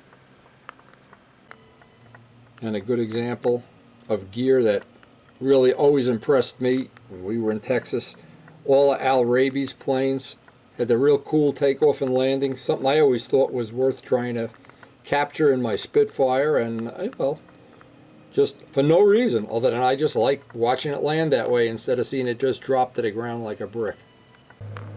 Now, one of the problems that Rich had, and I think maybe it's the reason he doesn't fly the 90 Stuka as much as I would like, he made this incredible plane, and it has this plug-in Ukrainian gear thing. And that's the only one problem with the plug-in Ukrainian gear. These are not in the right spot. The plane they're really too far back even for concrete. And when you take off and land, it always wants to drop the nose or pick the nose up right after takeoff there, and you can't bend them. And it's one of the things. Now think of all the hours Rich put into this model, and just because the gear are technically in the wrong position, it limits his enjoyment of flying the model. And that's a real shame. Now, we've already made another set of landing gear. These are the gear, we never got to test them last year, but I've had these for a year already. These are the extra gear that go on a Spitfire. Now, they're a little bit shorter, and they were done for a different reason. I was not trying to change the angle as much as I wanted to correct a CG inequity. And so what I thought about doing was, well, gee whiz, I just made a set of gear that are a ½ inch shorter. Haven't gotten to try them yet. We're not going to fly the big Spitfire till the spring. In fact, if we do get any flying days, we'll run out there with one of the older planes or the Novanta and test mufflers or whatever. But right now, almost every plane I've ever built has at least 2 sets of gear, especially if it has wheel pants. One with wheel pants, one without wheel pants, which is probably what we're going to do on Tribute, is have a set of gear for flying at Brodax, say, or over grass, or taking off out of grass, or at the time we can't use the Pal Park field, and have a set of what I hope will be really killer smooth tar gear that we can land right on the mains, hold the tail wheel up, kind of like an Al-Rabi landing. But we really didn't get to test these yet, and that's one of the things we're looking forward to in the spring. And what I've done many times is I've gone back to the Nats videos and looked at the landings. And Richard Oliver recorded some of the landings up close on, I'm not sure which flights they were even, but I've got them and I've seen them, and I said, wow, that looks so cool when it landed. Now, to me, that's worth something, because to me, the appearance of the model is everything. And if you're just out there, you know, trying to steal a trophy, well, it may not be that important. You might find some other reason not to bother doing all this work. But for the people that want it the way they want it, you know, you like Burger King, you want to have it your way, this is the only way I know to do it. Now, here's just one little point, too. When I'm doing something complex, when I'm doing a simple thing, let's just say sanding silver as an example. Well, I can sit here and sand away and watch TV while I'm doing it and whatever. I don't have to really pay attention. I can kind of daydream while I'm doing it and dream about planes to be built, model railroads yet to be built, things I want to do. But here's the real killer to everything, is when I'm doing the gear blocks, these little doors, they have to be ultimately accurate. I mean, I want to get these so there's a perfect edge. I want Joe Adamusco to be impressed. I want Rich Walbridge to be impressed. And what happened today, and it's just beyond my control, is there are certain days, because of all the other activities Karen and I have going on in our life, I'm only going to have about an hour here. So rather than start this, and in the middle of it, I'll be right in the middle of it, and I'll have to stop. What I want to do is I'm going to save it for tomorrow. Tomorrow is hopefully going to be a day where I can have a nice long building session, and I can get both of these done in one session. And that's something to always think about. When you're trying to manipulate these things, if you get a day that you only have an hour, you really don't want to start something that right in the middle of it, where does the Allen bolt go, and making a tip weight box or a line slider. Those are the kind of things I like to start, figure out how much of a session, if I have 2, 3 hours, 4 hours, start it and finish it. I don't like to do little chunks unless I really have to. And even though we've fallen behind our tentative schedule, we're not at the point yet where we got to pull out all the stops. So rather than try to start this and get halfway through it, and I know that isn't gonna make me happy. But this is what really does make me happy. I've got the weights. I've got all the sanding done. The next thing is going to be the gear block hatches. So one of the things I can do with this little half hour is I could work on my list, see what I want. It's not even a half hour the way things are going, and make sure I haven't gotten a horse ahead of the cart here. But a lot of these jobs are not real. Just as an example, the day I put the horn in, I want to start that and finish it. I don't want to have the horn hanging there and a ball, ball and have the bushing out and something else unsoldered, phone ringing off the hook. I want to start it and finish it. And there's some jobs here, especially to take apart bulkheads, which come later on in the build. When I get to steps like this, now the final sand out, I could sit with the wing in my lap, watch Speed Vision all day long, watch the Hindenburg burn, But there's other things that I really want to pay full attention to them. I don't want to just be here daydreaming and skip a step, and I have already done that. I've already had many little things happen where I tried to rush something, and every time I try to rush something, I wind up making more work than it's worth. So I hope those tips worked out well. The deal is, put that Juvalia coffee on tomorrow morning and get down here. Now, whenever I have a very short amount of time, one of the things I'm more prone to do than just grab a block of wood and start carving it and get halfway through, one of the things I kind of enjoy, in fact, is on a pretty regular basis, just coming up to the Spitfire bedroom. When I'm bored here running the trains for 5 minutes, 10 minutes, I can run the trains as long or short as I want, turn them on, turn them off. There's no wiping off all these concourse props, and if we ever win any more, they're going to go out the window. But here's the point I wanted to make. Dub is closing in on it, and maybe only in the next week or so, maybe even before the first big snow of the year. He's going to have the light case Rojet 61 to test. And what I'll probably do, since this is the lightest of the planes that's set up to take that size motor. Remember, the nice thing about Rojets, the 60, 76, everyone except the 90, the holes all fit of the big blocks. So if we have that, boy, it just won't be any better for me, because I can put it in here, I can run it on a pipe, I can pull the pipe off, put the header on, run it both ways, get a feel for it. Now, obviously, it's not going to have more power than the 76. It's a smaller motor, but what are the characteristics? How highly tuned is it? Is it going to be a 9,000 RPM engine, a 10,000, an 8,000? I can get all that work done in an older plane, not in a plane that at every time I turn it over, I'm going to be worried about scratching something. And when I get it exactly right, or how I want it, the other people building tributes can just call up and tell Dub, this is what I want, blank, blank, blank. Or they can send the motor to me, which I've done for Rich Walbridge, by the way, and of course run it in there too. Now, the plan Rich and I are trying to make, if he's able to come to Brodax and come to my house, he will get to fly this plane. He may even get to fly some of the other planes that we're flying at that point in time, because that time of year I usually have 2 planes in the car. But the weather is iffy this time of year. We never know when you're going to get a day. You never know when you're going to get shot down. When you think it's good, it's bad. You think it's bad, it's good. There's no rhyme or reason. But it's always nice coming up to the old Spitfire bedroom. And I can't even explain to people that don't have a room in their house dedicated to their models. See, a lot of people aren't as lucky or fortunate as I am. I have this room that used to be one of my son's rooms, his bedroom suite. And when I come up here, I'm in my own private world. I don't care what Obama does. I don't care if they, whatever craziness goes on in the world around me. But I come up here and I'm in my own special little place.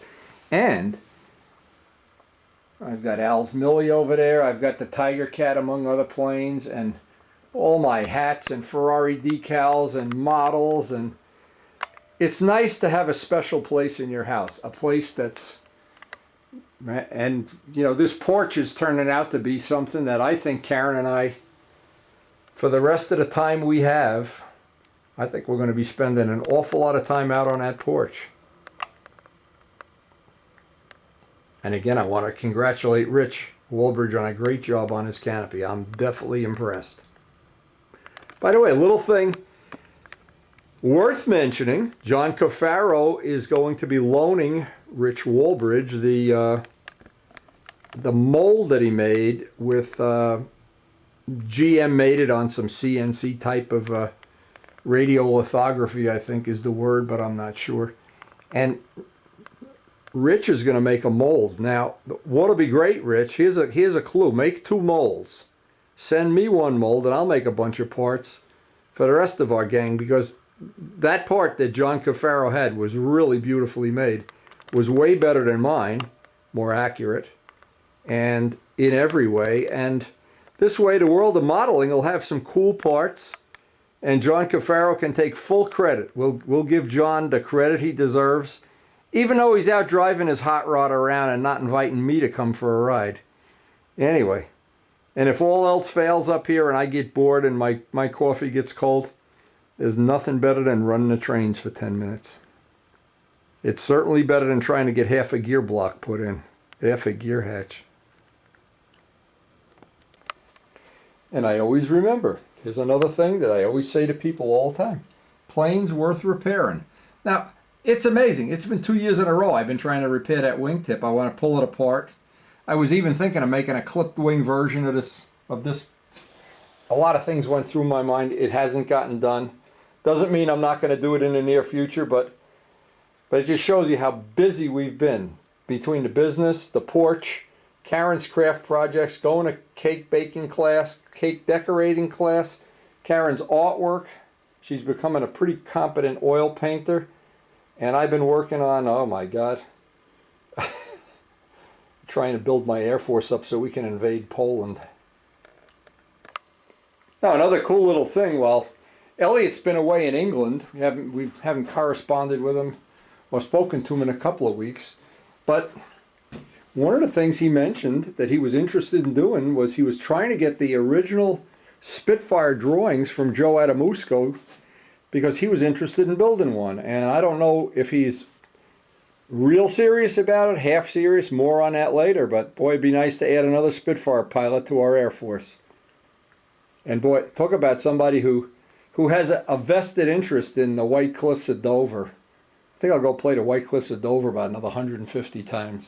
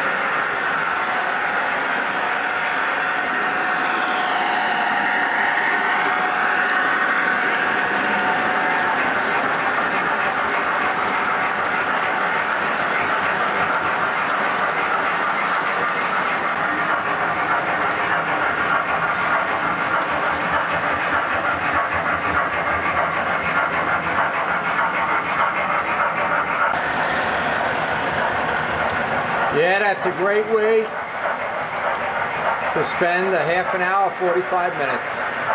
Very relaxing.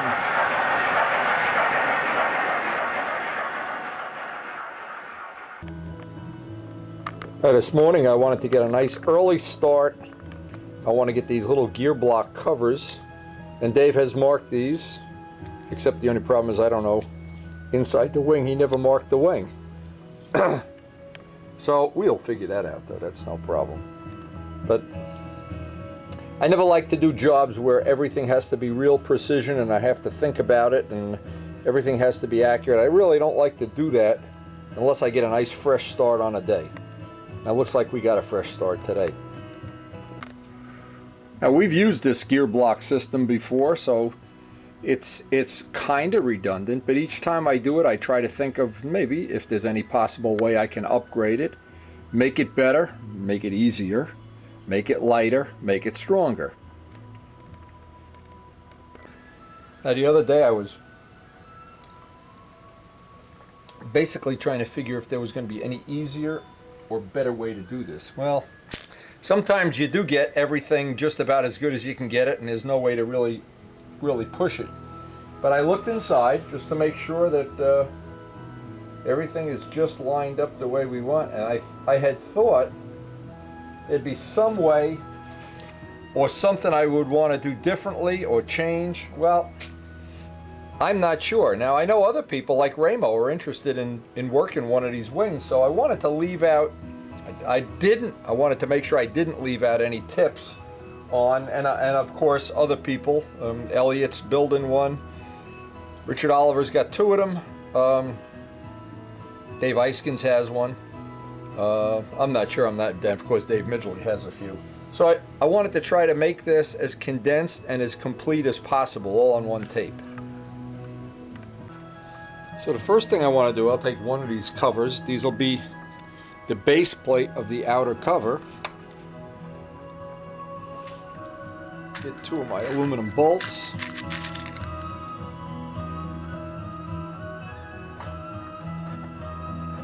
The blind nuts are already in place. And I'm not looking to tap into the blind nut since we already have a hole here. I just want to get an alignment.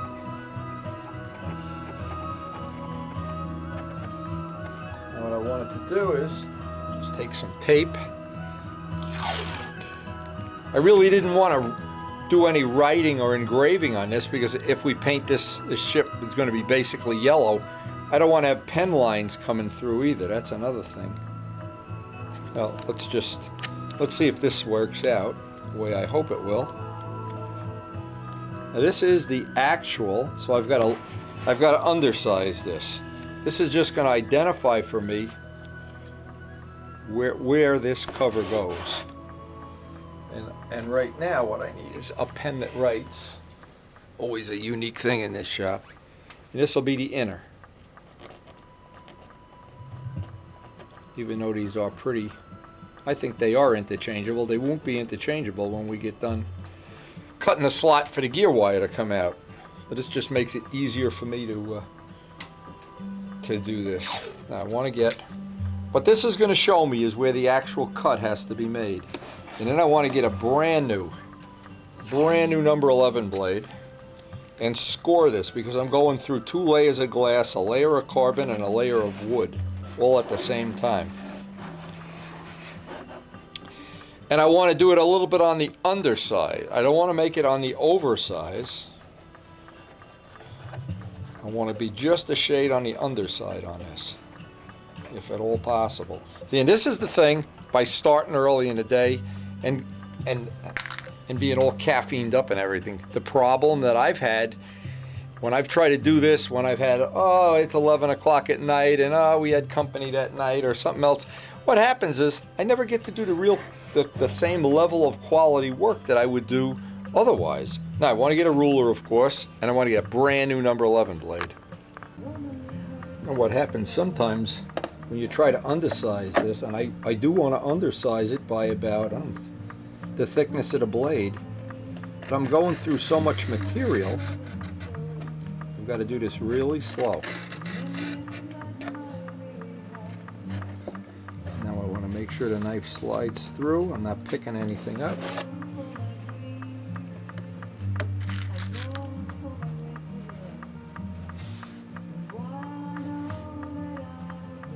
And one of the things I've always liked about, well, like I call it the little quality touches that separate the planes I've really liked from ones that, well, you like a little bit less. I always like to have nice tip weight boxes, cowls. Guess I'm going through some extra epoxy here, I can see that. But that's why we need, absolutely need that brand new blade. Never skimp on new blades. And I remember the best one I think that I've ever seen was Ski Dombrowski had a round tip weight box that was just, I thought it was an incline. Suarez and I looked at the plane in my old shop under fluorescent lights and could not tell it wasn't an incline. And a lot of Joe Adamuscos are just as good as that too. But one little quality touch, something that always makes it just a little bit nicer. Now I'm undersizing this by a bit. As I can always, it's always easier to sand a little bit off than if you cut too far, start filling it in with all kind of filler and corks and everything. And I want to see where we were hanging up here. We were hanging up in a corner. That's really nice. Okay, now I want to true these edges up.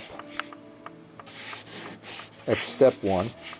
And if I actually could take a little more of that off if I wanted to, but that's right now be just as easy to make the caps a little bit smaller. The idea, two ideas, is not to make these doors any. You don't want to have them the size of playing cards because you're actually putting a hole in the wing. And the kind of rough service that we typically give planes, you know, in this taxi cab like environment we fly in.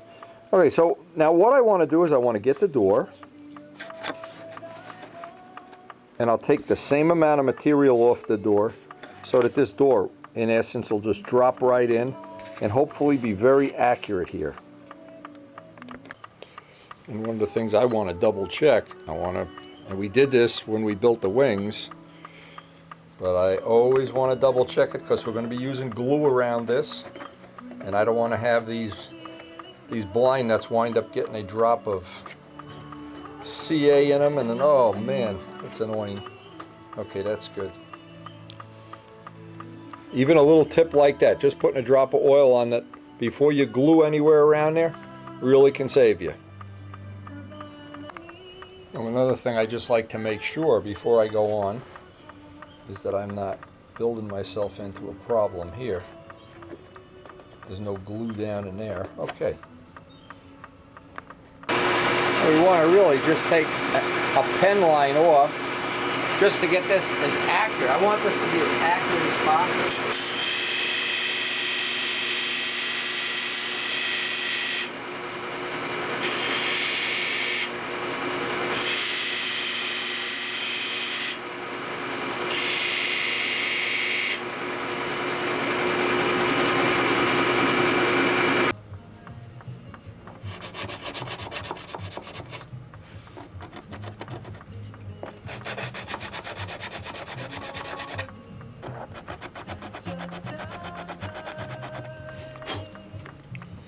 We'll do a little preliminary fit.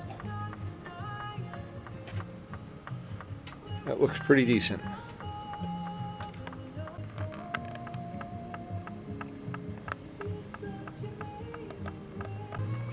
Now from this point on, every step has a logical step 1, step 2, step 3. First step on this, I want to make sure I have the top and the bottom, because if I reverse this, maybe not, the bolts of the alignment won't be exact or as accurate as it could be. So I want to get a block that's the thickness of this plus a little bit. And it looks like maybe 3/8 will be fine. I want to get a block, 3/8 of an inch, leave it flat on the top, because when I drill these holes from the back, I want the holes to be 90 degrees. I want to do it on a drill press. And I don't want to have gear blocks with holes on angles and everything like that. Takes a little extra time, but the result is you have one little nice feature of the model. Now, the easiest way to do an alignment on this, it seems like this would be self-explanatory, but it isn't. A lot of times what people do, they try to cut this out, glue it exact, and then just as the glue sets, it goes. Well, there's an easier way. Since we're not looking to use the last 1/4 of an inch of wood here, I want to have slow, of course. And what I want to do, I want to make sure I use the side that I want the block glued onto, which is this side. And then once I glue this side, it'll only go in one way. It won't go the opposite way. So, and it's always easier. Let's see if we don't have any big gouges on this block. It won't matter. It's always easier whenever you have to get 2 parts trimmed real nice. This is the little trick that seems to work all the time is glue the part, then go over to the jigsaw, cut it just a tad oversized, and then run it up on a belt sander. And you'll have a real nice, the thing that'll happen, everything will be 90 degrees. Then we'll drill the holes, that'll be 90 degrees. Everything nice and square. And then we'll do the final fit on this on the block. We'll cut the little notch for the wire. Now, what that allows me to do is, again, keeping everything nice 90 degrees. Now, next thing, over to the drill press. Want to drill these holes for the 440 bolts. And then I want to spin this over. And I have a Dremel tool attachment that'll just go in there, and I'll put it in a drill press and take out the wood exactly the size of the head of the bolt and a piece of aluminum tubing. Now the objective of every part of this is to keep everything 90 degrees. If you just took a hand drill and went through that, you don't get that trying to make it like it's a precision job. That's what we're striving for.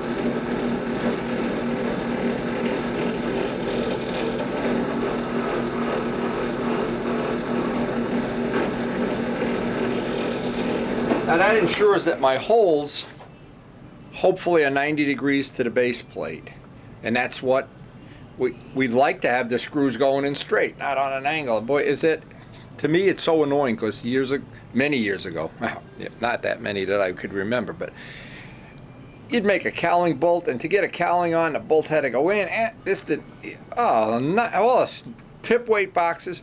This little system that we have with, when we're going to drill this out, we have a Dremel bit that's just the size of the aluminum tube that we're going to put in here eventually. That's going to be just pretty close to the OD of the little the head of the aluminum 440 bolts. But it's like step 1, step 2, step 3. This goes relatively quick, and in my case, I have to pay attention because I always do this and I got it backwards. Oh, I got something else. That's why I don't like to do this unless I'm all Javalia'd out. You can see how nice this worked out. We already have a nice edge that's developed around it with really no work at all.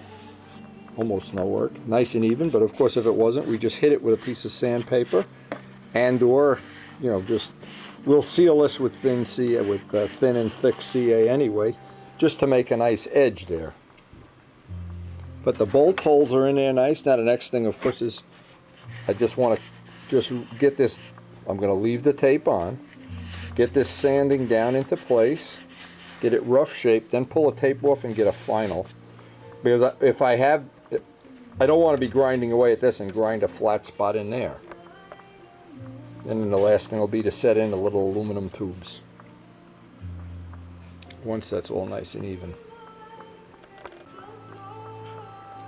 Now, I know I have to take about 1/16 of an inch off. The trick here, I want to make sure the bolts are tight. Otherwise, I'm taking too much off. And I want to just really carefully bring that down till I can either feel the tape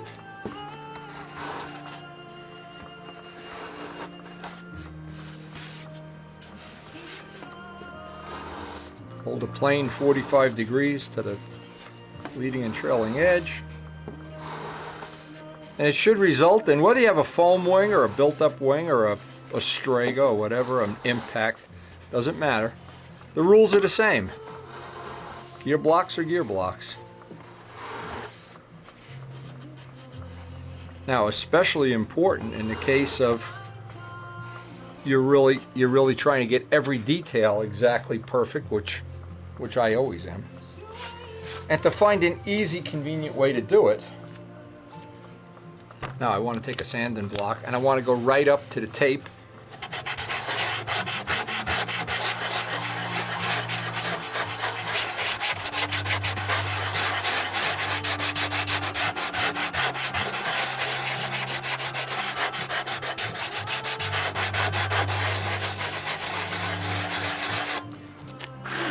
Now that tape is going to allow me, I see I've picked up the corners of the tape.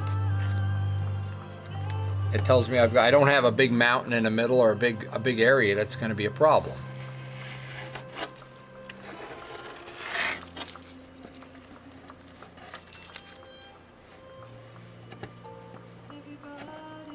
And a living proof again of this system, and I say it over and over. This is something we have really had good luck with. Anybody that's built a similar way with the long wire. Now, we also have to worry, or we have to check when we do the inner tip that these screws aren't going down in where they can interfere with this lead out wires, especially if you have braided wire. That braided wire, if it were to snag on one of these bolts while you're transporting the model, oh man, that could ruin your whole day. So the idea is to have these bolts, and we haven't cut them yet, as short, so they just go to the end of the blind nut and that's it. And not have big spikes going down into the wing. Which a few people locally have found out already, it can ruin your whole day.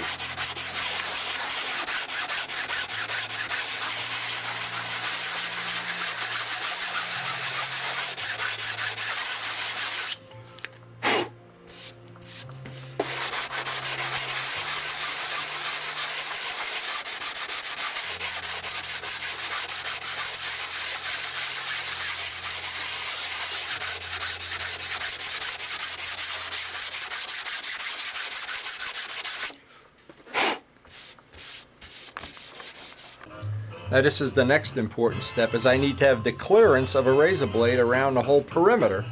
I'm a little tight in this corner. The reason I need that clearance is this is going to build up some paint over the course of painting the model. So I want to be able to slide this, and what I'd like it to be more than anything else is even. Again, this is why I like to have my full attention span on this. Now, if I have a number 11 blade, if I have the exact clearance that I could walk that blade around nice and conveniently, what it means is as I'm doing the paint, I don't have to be concerned with the paint buildup. Because the paint buildup is going to be pretty much exactly what, well, in the past it's been anyway. And it really makes it that little fit is going to stay just perfect, which is what I'd like.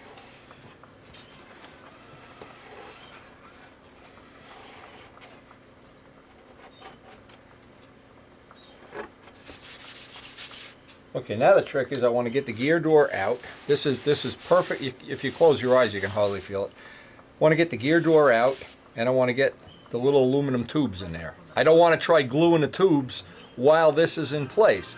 Obvious reason, if some thin CA walks its way down in there, I have a no take apart plane. And the next thing I want to do is I got the fit that I hope is going to be real accurate. Some thin CA, harden that edge up.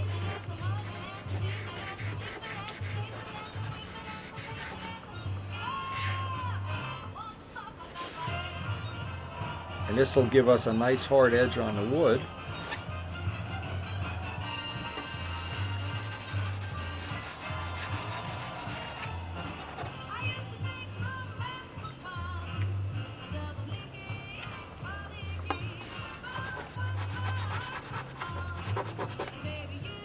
And it doesn't take much thin CA to harden that right up.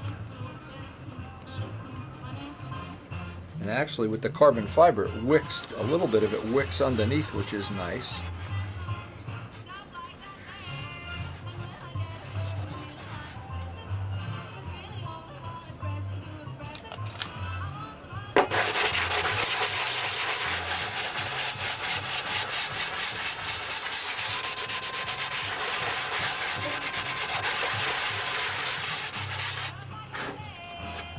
And that should give us a real nice, where did I put my, too many tools on the table here.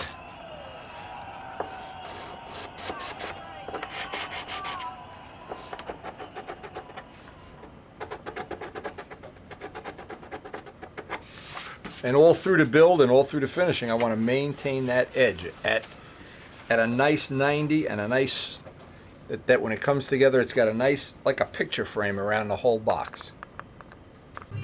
Now this is just ordinary K&S tubing, 7/32.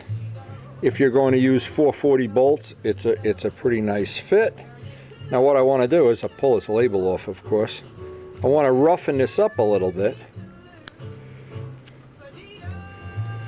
because the aluminum tubing will not stick if you don't roughen it up. It'll just come right up. I'll take that glue off with some M600 and roughen this up. Well, we may as well roughen this up and make plenty, because we're going to have a tip weight box. We want to do the same thing to the other gear leg, tip weight box, and we can basically do this all in one shot, so we don't have to do this over and over again. But I found out if you don't roughen up the tubing, it winds up later on in the life of the plane. You'll look one day and it's not sticking in place. It's this roughness that, the rougher you can make it, the better. So the trick is just take a blade and cut. We only need a little bit oversize.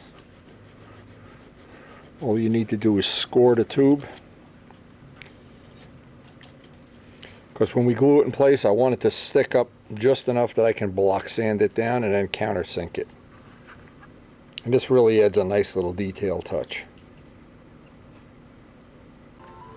Now since we're using aluminum bolts, we can take the piece that we just cut and just make sure we've got a press fit, like that to be just a press fit.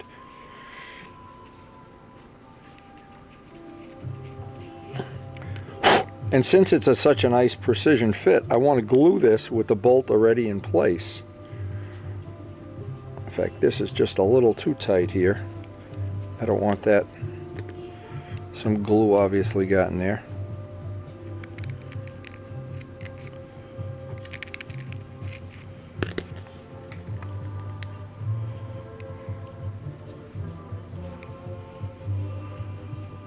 That will wear in very quickly. So if you tighten this a few times, it will. But there we go. Okay, now we got a nice tight fit. I don't want to have a sloppy fit. Now I got the little piece.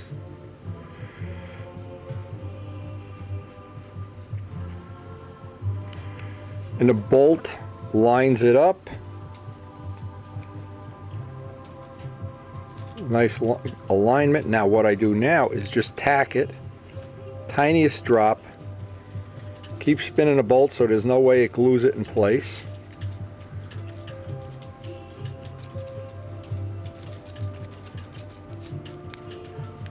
Now it's tacked in place. Now once the bolt is out, I can really glue it.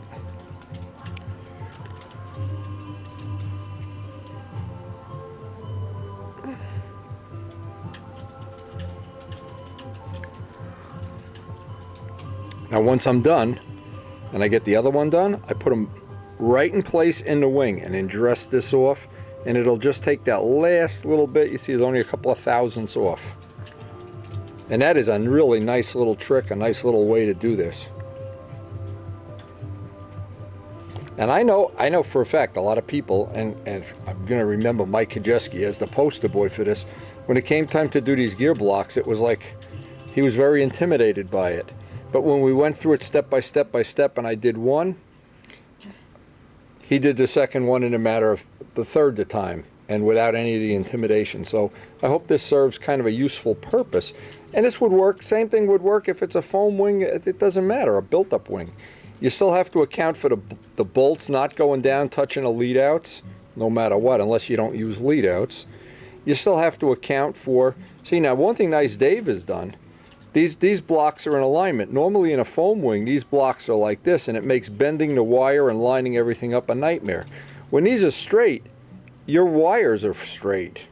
And making the wires is a lot easier. So that's a nice little engineering feature that Dave has included in on this wing.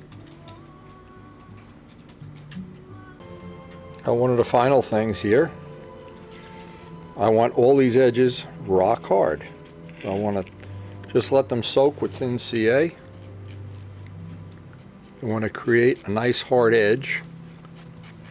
So every time I take this apart, I don't wind up with, I'll go around the whole perimeter. I don't wind up having something that, whoops, there's a little gouge, or when we didn't have the aluminum tubes, you'd get an Allen wrench and it would slip or something, and oh, it was disappointing at best.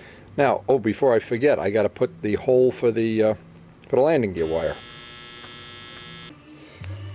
Now with that notch there, that allows the wire to come up, and actually, if we're going to have it bend forward, the wire should have a little spot where it and then bends up.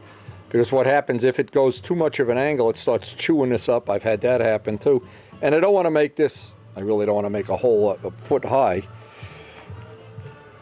Now this, and I marked that, and now this is the inner, even though in essence you couldn't put it in backwards anymore. Now the last step, of course, all of my edges are sealed, everything's hard. Put the bolts back in, give this one more final dress off, and I think that's about, I'm not sure you could make it any better than that. I'm not sure that, well, we're going to find out. I really think that came out pretty nice. And the next step, of course, would be I'll just do the other one off camera exactly the same way.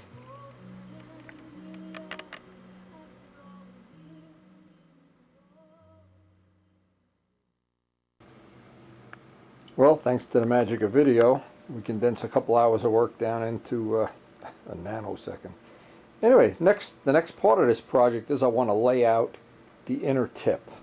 I want to get the blocks, see if I can get any decent blocks. I know we have some good 1-inch ones. We've got to look at what we have before I make a decision. And I can go right down my priority list.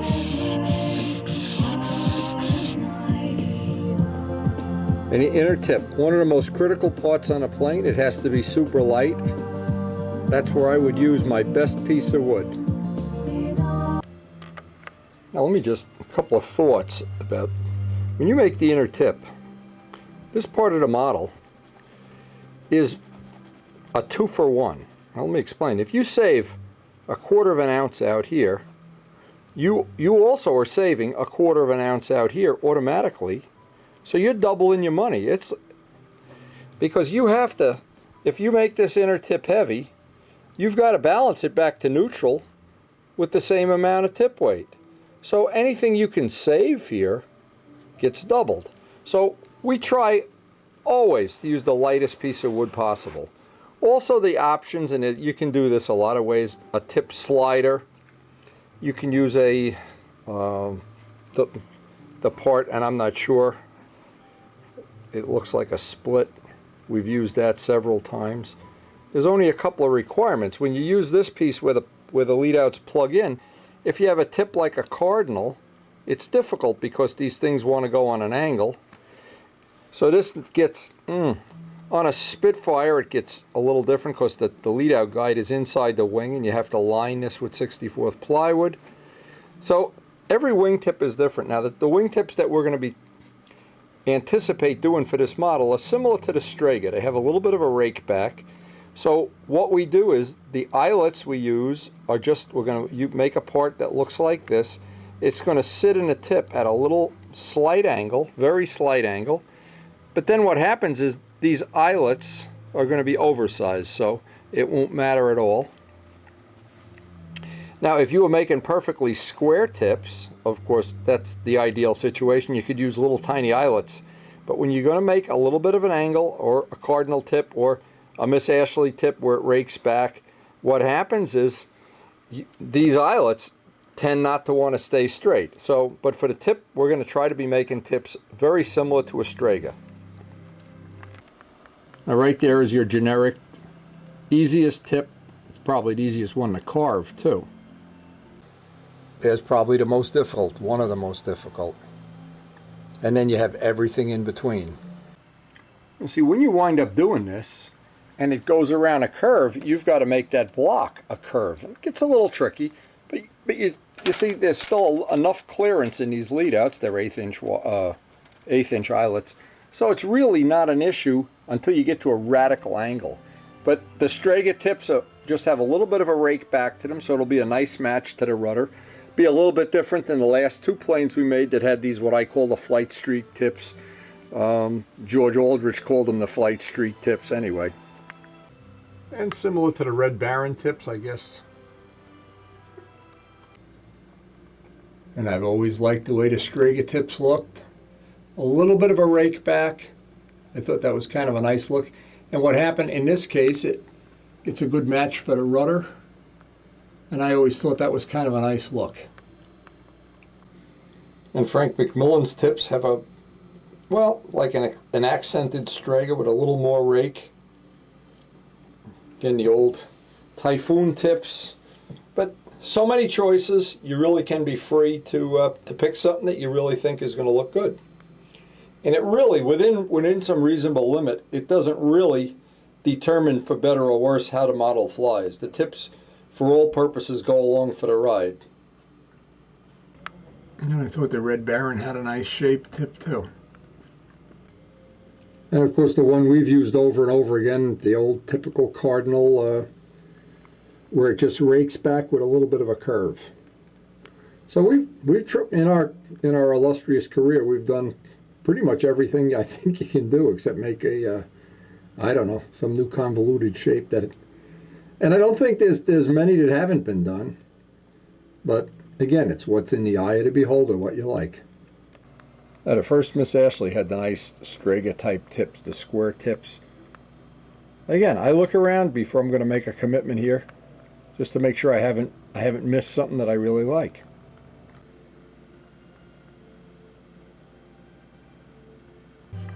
And here's one thought that really, these are not big items, but this is one of the things that I think about when I get to this point in the model.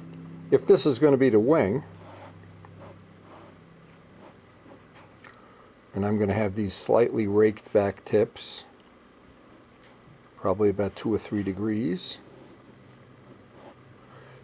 I want to get a match. See, what I want to have, I want the stab to have a similar angle, so that the angle that I'm using here gets reflected in the tail, and it gets reflected in the top of the rudder.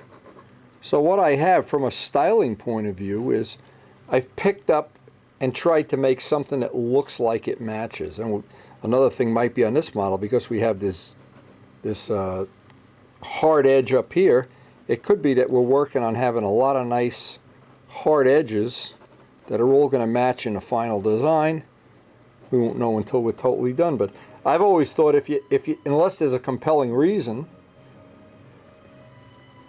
the rudder, the tips should kind of have some ebb and flow to them.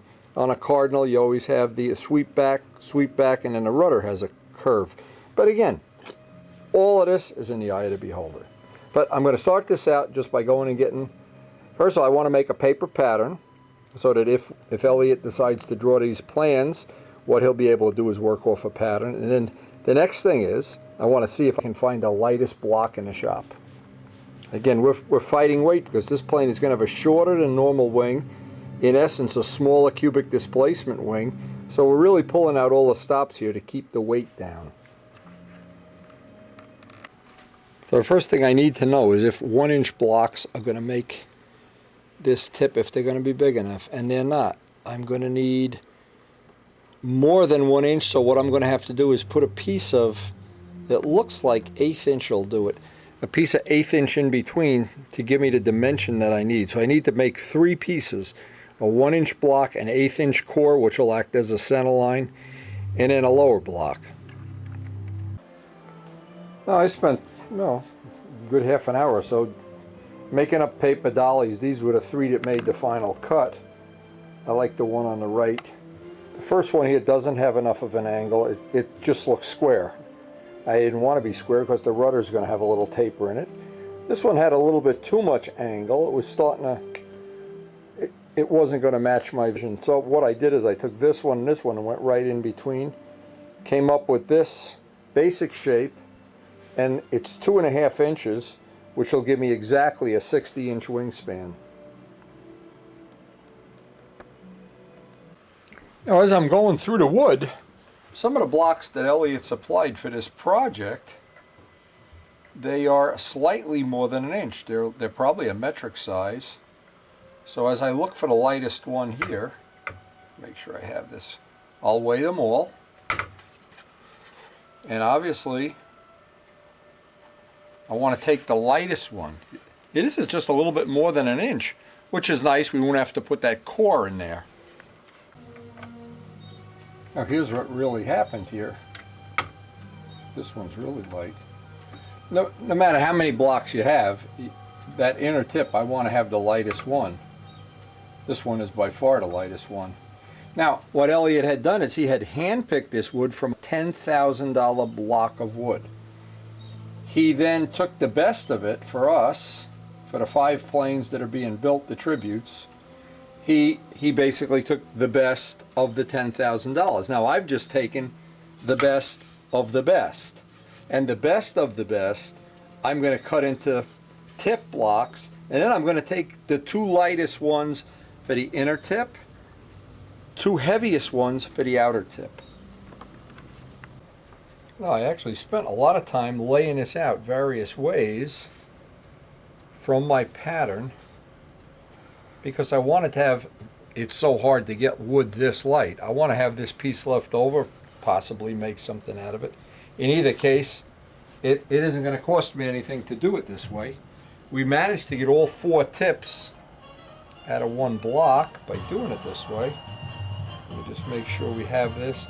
See if the tips go front to front, and I connect the dots, I can get all 4 of them out of one piece.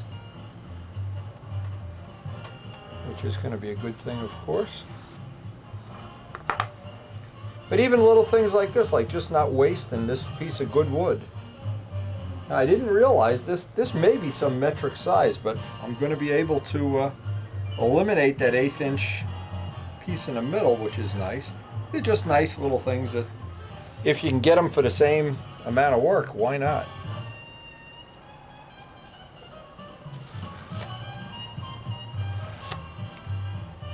And I don't see any reason to ever waste anything. But what I will do with this little piece of wood that's left over is just mark it. I always mark it best. And then when I'm looking for a little filler block or something, especially if I'm making, this would be great back by the stab and elevators, the tail tips. So I'm going to mark this best, and we'll use this. In fact, if nothing else, we can make the tips of the tail out of this. And this will be that we've used hopefully every bit of the best block that between Elliot and myself we were able to get.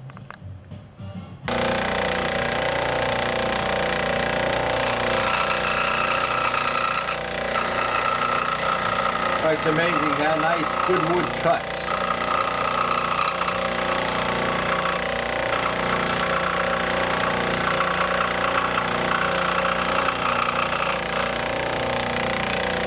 And I will save all of these pieces. I want to chew all of these up.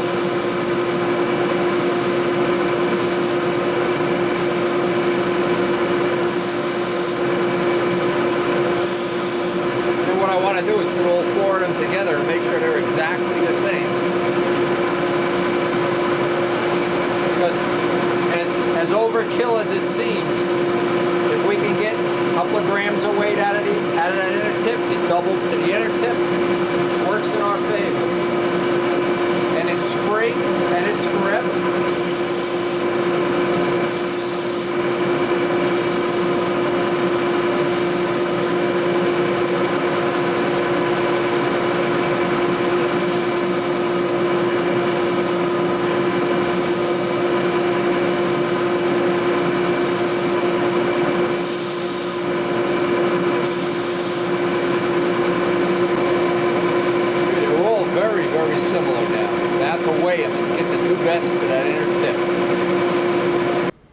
Now you can see what I've got.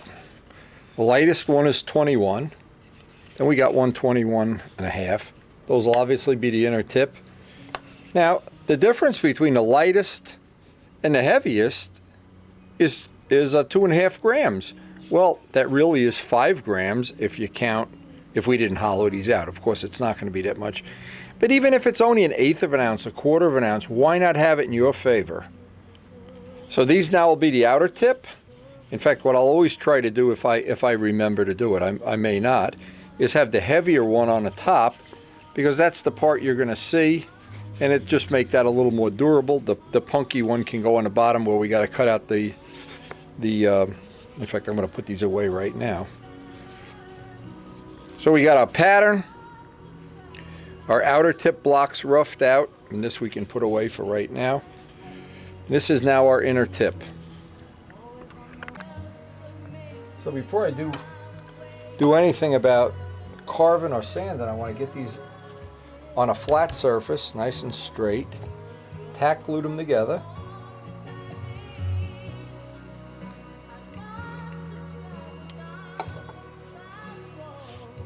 So I want to be on a flat surface, and this is now going to be my center line. If I had to make the piece with an 1/8 inch core, I would have had to use the middle of the 1/8 inch for my center line.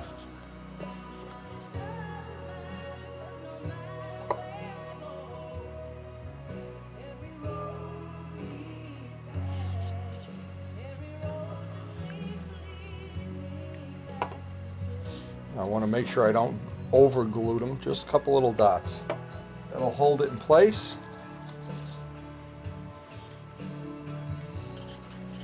It seems like a lot of work to go through to save a couple of grams until the day comes that you have that plane that's just a little bit overweight, and then you can't get in there and get that. Oh, I wish I would have hollowed that top block out. I wish I would have gotten rid of that. I wish I would have used aluminum screws instead of steel.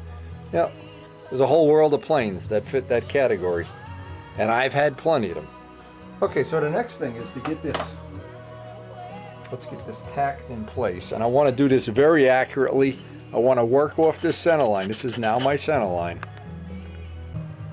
Now just have the tape holding it in place, and then I want to pin it front and back and then trace that outline. I don't want to do the, well, I don't want to try to hold it in place or tape it.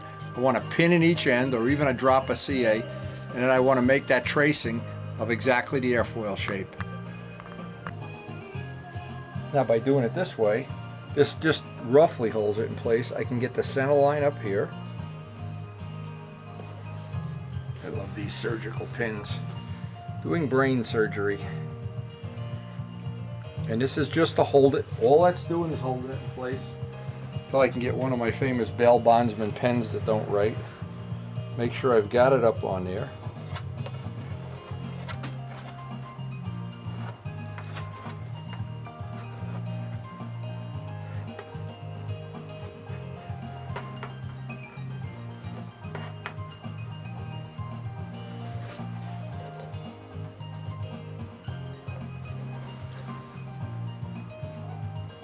Now I've actually got, I left it just a little bit oversized in the front, a little bit oversized in the back.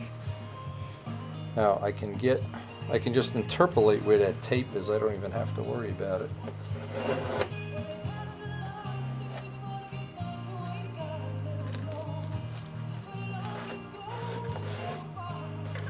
And this is just to make it easier.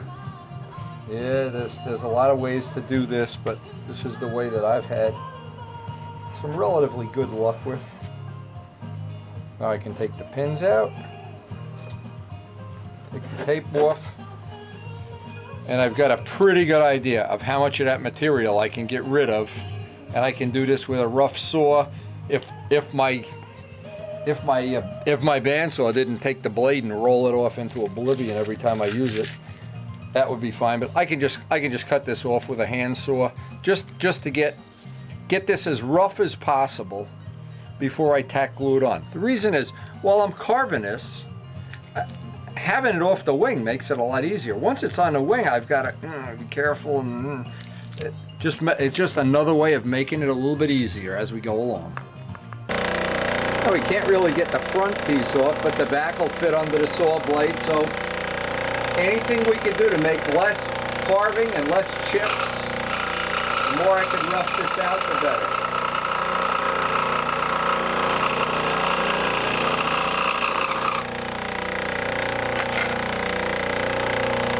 Even getting a small amount like that off, every little bit helps.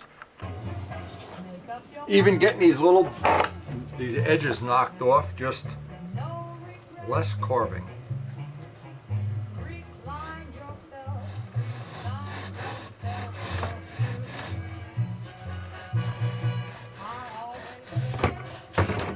Boy, this wood that Elliot got, this really cuts nice. I'm looking forward to carving this up. Now the next step is just tacking on the wingtip, using that for my reference and my center line. We want to have that right on center, have the tape holding it on, have our center line right on center, and we can just a couple of quick drops of thin CA there just to tack it in place. Now another thing I've done in the past, I've done this whole thing and then realized I had the wrong tip. See, now once we know everything's lined up, just a couple of tacks is all we need. I want to press it up, make sure I've still got that outline,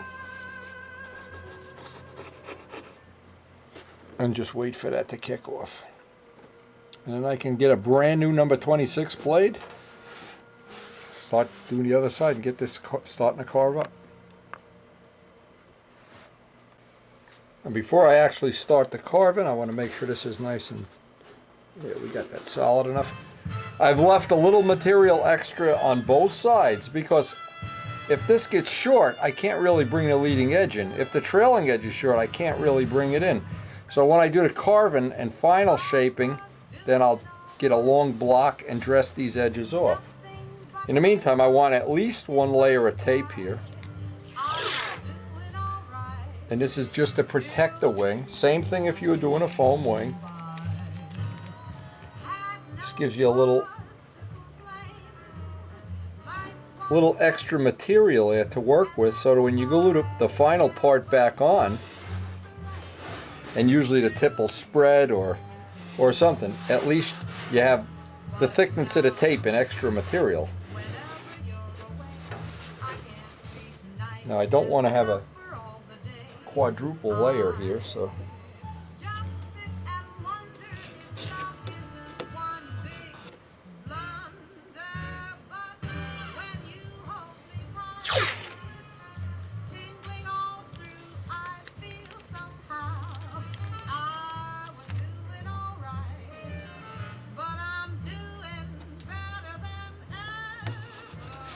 I really am looking forward to adding this guy to my Air Force. There's a lot of things I'm looking forward to in the year to come. I'm looking forward to buying a new Ducati if things go right. A new motorcycle anyway. Looking forward to the rest of the restoration on that, on my Suzuki, of course. And we'll be doing some of that in the near future.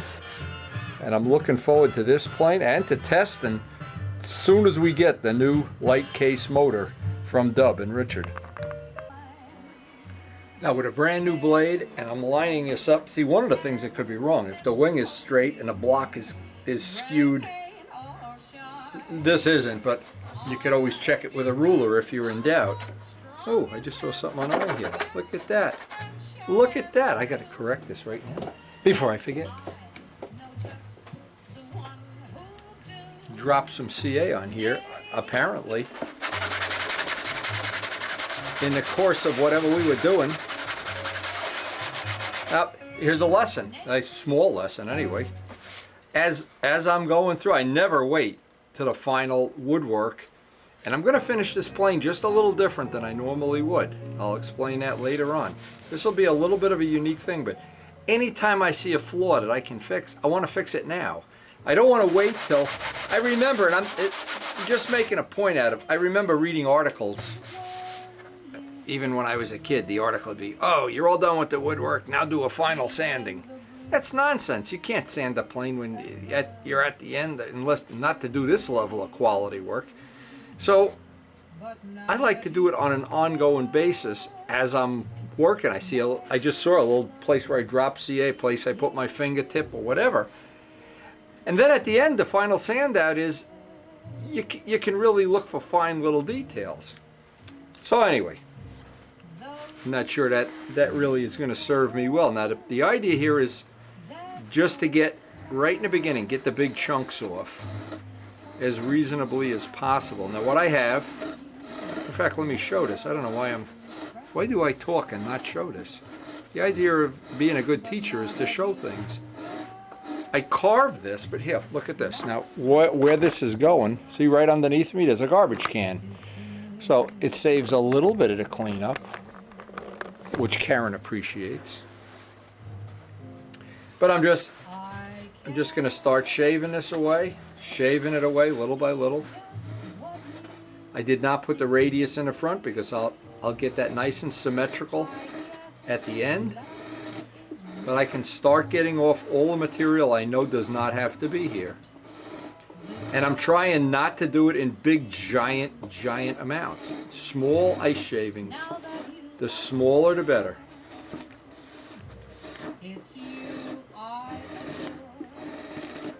Boy, this wood carves nice. Elliot, this is really a treat carving something with the wood we had for the last couple of planes. Holy mackerel. Could have built my deck out of it.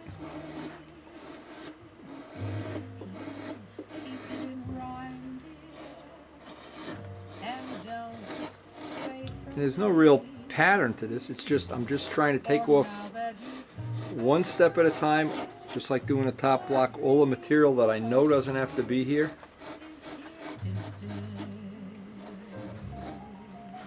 There's some kind of a saying that and never carve toward you like I'm doing now, but you could have problems. Laughing about it. What am I laughing about? My fingers. There used to be a saying among the old artisans of years gone by that when they carved a block of granite or stone, they were releasing the statue inside of it. And in this case, we're trying to release the wingtip inside, which I guess is not that much different.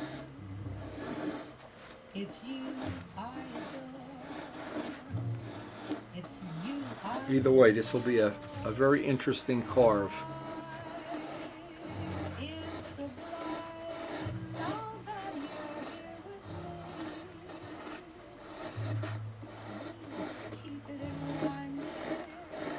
I'm thinking of things I used to hate about old modeling.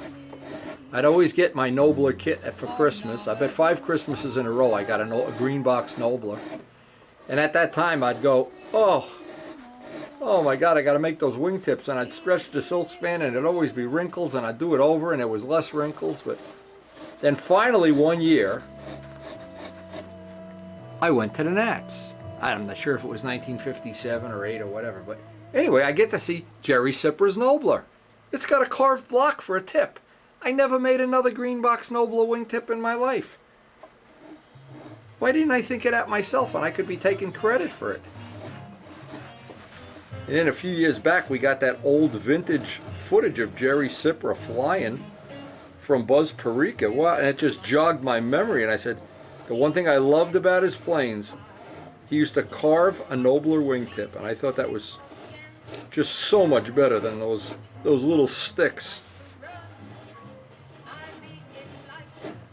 But it's amazing how, well, things you remember from your childhood. In fact, Karen and I always say this. My mom, my late mother, she could remember what dress she was wearing to first grade, the second day of school. She could remember intricate things about their neighborhood and her friends and when they got caught doing this or not doing that or crazy things. But she couldn't remember other things, and I used to laugh at her and give her a hard time about it. And now I have the same problem. Is I can remember when I was 6 years old getting a green box Nobler or 7 or 10 or whatever I was. But many times I can't remember where I put the knife. And there's a lesson to be learned there. Never make fun of old people like me. Never make fun of old people.